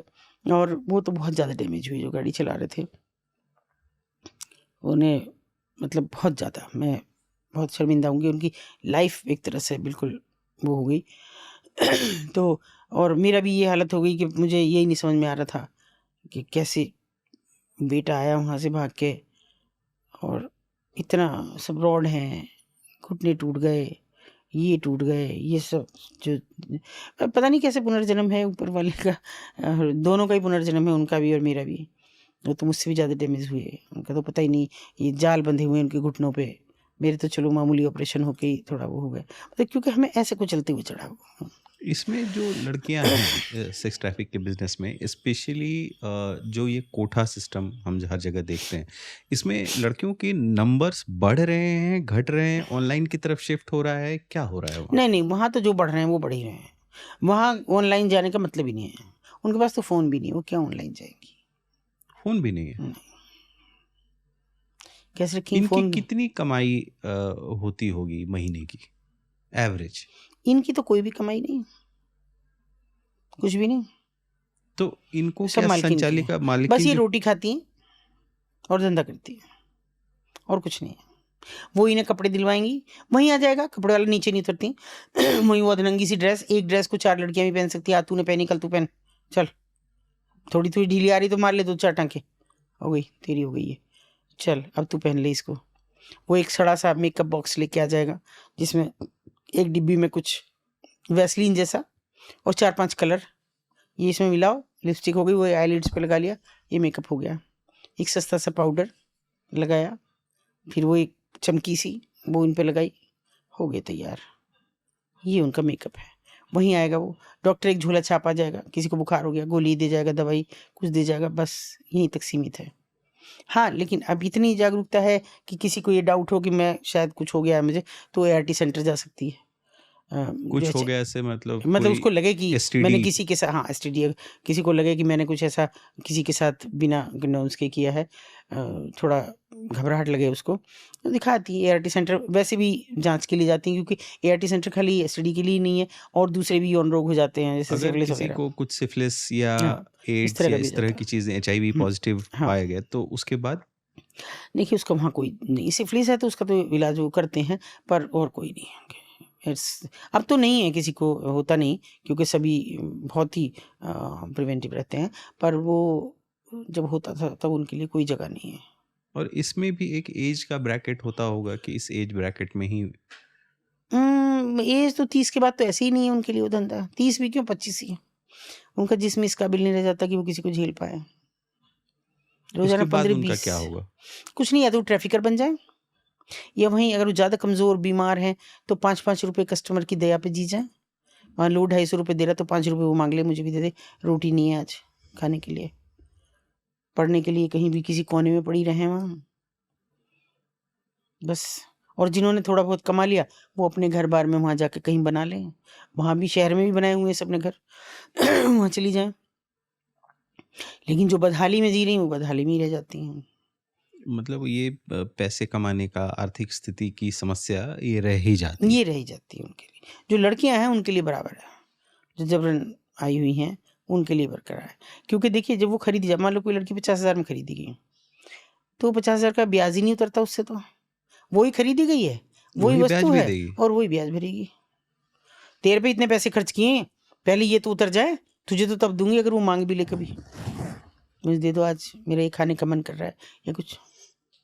और उनके बच्चों का क्या होता है? देखिए पहली बात तो पहला बच्चा तो हो ही जाने देते हैं, क्योंकि माँ तो माँ है। बच्चा हो गया पहला, तब तक प्रोकेशन नहीं लेने देते तब तक जब कि बच्चा ना हो जाए पहला। इससे क्या मिलेगा उनको? माँ कैसे छोड़ के अपने बच्चे को चली जाएगी, उनके पास थोड़ी रहता है। वो तो 1 महीने का ही बच्चा छीन लिया जाता है, दूध मुआ बच्चा, दूध नहीं पिलाने दिया जाता, दूध उसको सुखाने की दवाई बंधक दी की जाती तरह है। रखते हैं। वो तो उनका एक ऐसा हथियार है, और उससे मिलने के लिए माँ तो तड़पेगी। 200 रुपये चाहिए उसको, फिर वो कस्टमर से करती है खुशामद, मुझे 5 रुपये दे जाओ, क्योंकि मालिक तो बाहर मालकिन तो ले चुकी बाहर। 10 रुपये ऐसे 15 दिन में 20 दिन में अगर उसके पास 200 रुपये हो जाते हैं तो तब वो कहेगी ये हो गया मेरे पास, अब मेरा बच्चा मिलवा दो। मैम काफी मतलब डार्क स्टोरी है, बहुत काफी डार्क, ग्रिम है। बहुत। क्या कुछ पॉजिटिव स्टोरीज भी हैं? हाँ हैं, जैसे अगर उन्हें प्यार होता है तो हद से ज़्यादा होता है, कि वो किसी के लिए जान दे दें और जान ले लें, इतना भी होता ये है। तो फिल्मी बात हो गई। नहीं, असलियत में कि कोई, मैं 2 घटनाओं से आपको बताऊंगी शॉर्ट में करके कि एक महिला का किसी से महिला, मैं लड़की नहीं कह रही हूँ, आउटडेटेड, लेकिन चूंकि ब्रथल ऑनर थी, उसकी दोनों बेटियां भी धंधे में थी, बड़ी बड़ी हो रही थी, और वो कोई आदमी उसके पास आता था, स्पेशली उसी के पास। एक दिन फ़ोन आता है किसी नर्सिंग होम से उसके पास कि यहाँ जाओ बहुत जल्दी, कोई किसी का एक्सीडेंट हुआ, वो तुम्हें बुला रहा है। वो घबरा गई, उसने मुझे फ़ोन किया कि दीदी किसी का फ़ोन आया है और मेरा तो कोई नहीं जिसका एक्सीडेंट हुआ हो। मैंने कहा अच्छा चल, मैं, मुझे डर लग रहा है कोई फंसा रहा है क्या। मैंने कहा चल मैं आ रही हूँ, हाँ तू भी आ जा, मैं भी आ रही हूँ। वो आ गई, मैं पहले पहुँच गई तो मैंने देखा, मैं तो जानती नहीं है कौन लोग हैं। वो जो महिला थी वो तो मर चुकी थी जो एक्सीडेंट हुआ, और वो जेंट्स था केवल, उसमें सांसें थी अभी, इतने में वो भी पहुँच गई। वो उसे देख के घबराई कि ये तो वो है, तो उसने उसे देख के कहा कि हाँ मेरे पास, और नर्स को कुछ इशारा किया। वो नर्स आई तो एक बच्चा था 2.5 महीने का, वो उसकी गोद में दिलवा दिया, उसने दे दिया। और नर्स बोली कि ये कह रहे हैं कि केवल वो मेरा बच्चा पालेगी और कोई नहीं। और तो उसने ऐसे हाथ जोड़ लिए इसकी तरफ, उस महिला की तरफ। उस ब्रोथल की लड़की को अपना बच्चा दे दिया। हाँ महिला थी, वो महिला को अपना बच्चा दे दिया और ऐसे हाथ जोड़ लिए उसे, और 1 सेकंड में वो मर गया। वो भी दोनों मर गए, पति पत्नी, 2.5 महीने का बच्चा उसकी गोद में। कम्युनिटी अलग, लेना देना नहीं, कोई उम्र नहीं थी उसमें, लगभग 45 साल की उस समय होगी वो। उस बच्चे को जी करके उसने पाला, जहाँ मैं कहती रही वहाँ उसका एडमिशन कराती रही। एक बार उसको हॉस्टल नहीं प्रोवाइड हो रहा था, मैंने खैर उसे अपने, एक बच्चा हमारा पढ़ रहा था वहाँ पे, उसके साथ उसको कमरा शेयर कराया, बीटेक कराया। उन्हें जिद की मैं देहरादून से करूँगा, देहरादून से ही कराया, बीटेक कराया। फिर उसने कहा कि मैं, मुझे जॉब नहीं करनी किसी चीज़ का, उसने कहा मुझे शोरूम खोलना है, वो खुलवाया और खुद बर्बाद हो गई। अब उसके पास कुछ नहीं रहा था, क्योंकि उसकी पढ़ाई, उसका शोरूम खुलवाने, उसकी शादी करने में, उसके परिवार तक की शादी करने में, उसके जो भाई बहन और उससे बड़े बड़े थे उन सब की शादियाँ की, उनके अगर मुकदमे थे वो निपटवाए, और खुद आज बहुत बदहाली में है, बहुत बुरे हाल में है। ये उसकी प्यार की इंतहा थी। और आप समझते हैं इनके दिल नहीं है। अब मैं रिवेंज की बताती हूँ। एक लड़की एक दिन मुझसे कहती है, वो मुझसे थोड़ा सा अटैच थी, उन्होंने मुझे कहा कि मुझे बात करनी है आपसे। इनका बता, बोल ना यहाँ आ जाओ। मैं चली गई, बोली नीचे ही मिलूंगी मैं, आप आना मत ऊपर। मैं नहीं आई, वो आ गई, उसको आना जाना था क्योंकि बेटा उनके ही कब्जे में था। उसने कहा मैं किससे प्यार करती हूँ और वो मुझसे शादी करेगा। कौन है? उन्होंने बताया कि जो मुझे बताया तो मेरे लिए बड़ा शॉकिंग था वो। मैंने कहा अच्छा, मुझे समझ ही नहीं आ रहा था कि मैं क्या करूँ। कोई जानने वाला था? हाँ, मैंने उसका हाथ पकड़ा और मैं उसे आगे ले, कहाँ ले जा रही हो? मैंने कहा तो, और मेरी बहुत बड़ी भूल है वो। मैं कभी ज़िंदगी में उससे मतलब मुझे बहुत गिल्ट है उस बात के लिए। मैं उसे ले गई वहाँ चौराहे पे। मैंने कहा देखना ज़रा, वो सामने से उसकी घुड़चड़ी हो रही थी। जिससे वो प्यार करती थी, उसकी शादी हो रही थी। शादी हो रही थी और उसने यूँ देखा, बस उसे मेरी तरफ नहीं देखा उसने। एक पल तो उसे लगा, फिर उसने मेरे से हाथ छुड़ाया और चली गई। मैंने भी उसको पलट के नहीं देखा, वो चली गई। या शायद मेरा गिल्ट था कि मैं नहीं देख पाई। मुझे जाना चाहिए था उसके पीछे, समझाना चाहिए था, पर मैं नहीं गई। फिर महीनों बीत गए, मैं भी नहीं गई, उसका भी कोई फ़ोन नहीं आया। अब जबकि अक्सर आता था, मैं ना आऊँ तो कहती थी माँ आई नहीं तुम। आपको माँ बुलाती? हाँ, मैं नहीं गई। फिर एक दिन मुझे मालकिन का फ़ोन आता है कि आ जाओ, अब तो आ जाओ। मैं कब तो? तू तो ऐसे ही मुझे पसंद नहीं करती, मैं क्या आके करूँ? बोली ना मैं यहाँ पे हूँ, किसी हॉस्पिटल का नाम लिया, आप आ जाओ, बस बहुत कम टाइम है, आ जाओ। मैं गई वहाँ तो मुझे वो हड्डी का ढांचा, इतनी खूबसूरत लड़की थी और हड्डी का ढांचा वो पड़ी एकदम। ये क्या हुआ इसे? तो उसने कहा दीदी पता नहीं, ये तो इसने मुझे भी नहीं बताया। लेकिन उस दिन जब आपके पास गई थी नीचे बात करने, उसके बाद ये आई तो ये बिल्कुल ऐसे हो गई कि किसी से ढंग से बात भी नहीं कर रही थी। और फिर इसने अपने आप को ऐसे खर्च किया कि मैं बता नहीं सकती आपको। 20-25 कितने ही कस्टमर, ये सुंदर है तो इसके पास हर कोई आता था। इसने मना नहीं किया, पर ये मुझे पता नहीं लगाया कि ये बिना कंडोम के साथ उनके साथ थी। इनने कोई प्रोटेक्शन नहीं लिया कभी भी और कोई इसे ये रोग दे गया। ये एचआईवी पॉजिटिव है इस वो समय। मरने की तैयारी कर रही थी? हाँ, और क्योंकि इसके पास कोई पल है तो मैं उसके पास बैठ गई। मुझे बेतहाशा रोना आ गया बिल्कुल। मैंने कहा बेटा ये क्या किया, मैं तुझे एम्स में लेके जाऊंगी दिल्ली। बोल नहीं अब मेरे पास टाइम नहीं है, बहुत कम टाइम है। वो फिर बोली उसकी मालकिन की दीदी ये इंतज़ार कर रही है, उसको भी इसने ये रोक दिया। इसने आज तक नहीं बताया कि उसकी शादी हो गई, उसको नहीं बताया। उस लड़के को ज़ाहिर नहीं किया कि तेरा पता है मुझे कि तूने शादी कर ली। और उसके साथ जैसे वो सुबह 4 बजे बुलाता था ऐसे कैसे ही जाती रही है। उसे भी ये रोक दे दिया और अब ये कोई पल का वो मेहमान है, ये अपनी जीवन से जिंदा है। डॉक्टर ने कहा मुझे कि ये अपने केवल मन से जिंदा है, इस समय जिंदा नहीं है ये। ये कह रही है कि जब उसकी खबर आ जाएगी तब मैं अपने प्राण छोड़ूंगी। मेरी भी ये लड़ाई है। और जैसी उसकी खबर आई, मैं आपको बता नहीं सकती वो कितनी कितनी भयंकर हंसी थी। और एक पल में उमर गई मेरे देखते देखते। तो ऐसा नहीं है कि वो इमोशंस नहीं है उनमें, या क्या कहूँ मैं, सब कुछ है उनमें। वो दबा के तो रखती हैं क्योंकि हमने छीन लिया उनका सब। उनमें सब कुछ है। मुझे एक एक पल याद आता है कि वो मुझे कहती, मैं भरी दोपहरी में चली गई और उसने कहा इतनी गर्मी में आई। इनका मैं आज घर गई थी, वहाँ से मैंने सोचा तुझसे मिल के चलूँ, लाओ तुम्हारे पैरों में तेल लगा दूँ। मैंने कहा बेटा हमारी बेटियाँ हाथ नहीं लगाती। तो ऐसे मेरे सिर रख के रोने लगी। यहाँ बहुत देर रोती रही। ऐसा रिश्ता था वो, थोड़ा अजीब। मैं कभी उसे भुला नहीं पाई, ना उस गलती को अपनी कभी मरते दम तक भुला पाऊँ जो मैंने की। मैं उसे बचा सकती थी अगर मैं ना बताती उस दिन, तो शायद वो ये सब ना करती। या फिर उसके ज़रिए खुलता कि भाई वो मना करता रहता कि मैं शादी नहीं करूँगा, वो सब्र कर लेती, समझा देती मैं, पर मैं नहीं समझा पाई। तो ऐसे नहीं है कि उनमें इमोशंस नहीं है, पर वो एक्सट्रीम इमोशंस। एक्सट्रीम है। क्योंकि जो छूट गया उनसे अगर मिलता है तो वो हद दर्जे उसे पाने की कोशिश करती हैं बस।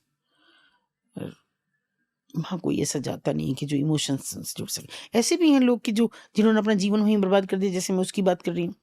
वो बड़ा व्यवसायी था और आज वो 10,000 रुपये की नौकरी कर रहा है कहीं।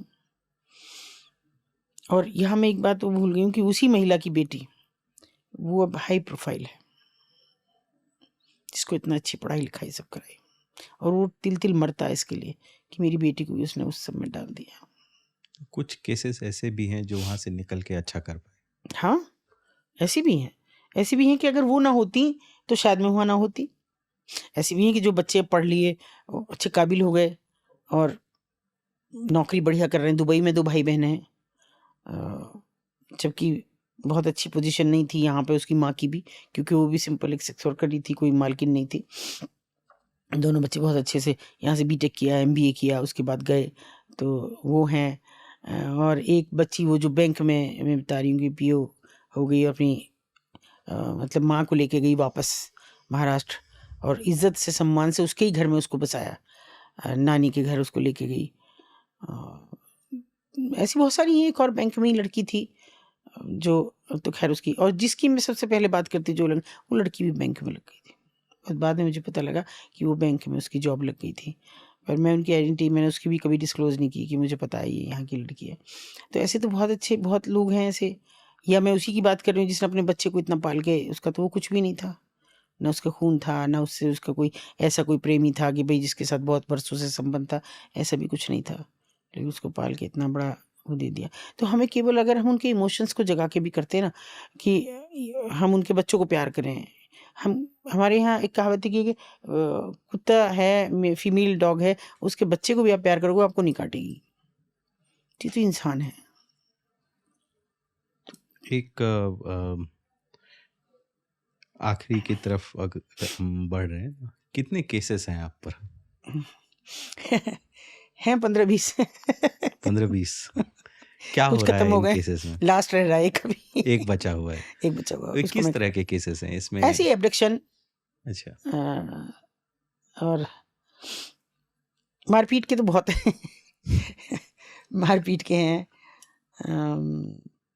ऐसे भी हैं सरकारी काम में बाधा के। क्यों पता नहीं कौन से सरकारी काम में बाधा है, नहीं पता लगा कभी। तो वो केवल हमको दबाने के लिए किए गए, मगर उससे तो वो कहते हैं ना कि जितना दबाओगे उतना तेजी से वो उभर के आती है सामने। आप पानी को दबा दो, कितनी देर दबाओगे, वो उछल के आपका ही हाथ खराब कर देगा। तो उतना ही निकलते रहे हम तो। हाँ, ये मुझे लगा हमेशा कि जैसे मुझे कोई हैंड ओवर करके चला जाता है।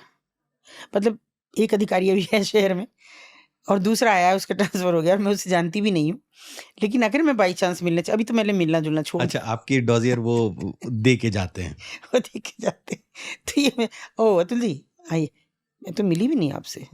तो ये भी फिर मैं सोच लेती हूँ कि शायद मैं काफ़ी टाइम मैंने पुलिस ट्रेनिंग स्कूल में पढ़ाया भी है। आप पुलिस वाले, एजुकेटर भी तो हैं। हाँ पढ़ाया भी है मैंने, पुलिस ट्रेनिंग यहाँ गाजियाबाद में है ना, CDTS, उसमें पढ़ाया भी है। तो मैंने कहा हो सकता है उनमें से कोई ये हो, लेकिन खोजने पे भी नहीं मिलता है। तो मुझे लगता है कि मुझे एक तरह से हैंड ओवर कर गए हैं कि इससे दूर रहना थोड़ा। तो शहर के कुछ लोग हैं जो पुलिस हैंडओवर में दे के जाते हैंड हैं। ओवर में देके जाते हैं। तो ऐसा भी है, पर कोई बात नहीं, अब तो अंतिम प्रहर में हैं जीवन के, जो हो नहीं सकेगा। अभी तो बहुत काम कर रहे हैं। पता नहीं, कभी कभी होता है ये कि भाई काश मैं अपने जीते जी इसको ख़त्म कर पाती। बहुत खुशी हुई कि आप हमारे पॉडकास्ट में आए और इतनी लंबी बातचीत हमसे की। कई सारी चीज़ें आई ओपनर रहीं और हम उम्मीद करते हैं कि हम फिर कभी आपसे बैठ के ज़रूर। इसका पार्ट 2 भी करेंगे। जी बिल्कुल बिल्कुल ज़रूर। Thank you so much ma'am. Thank you.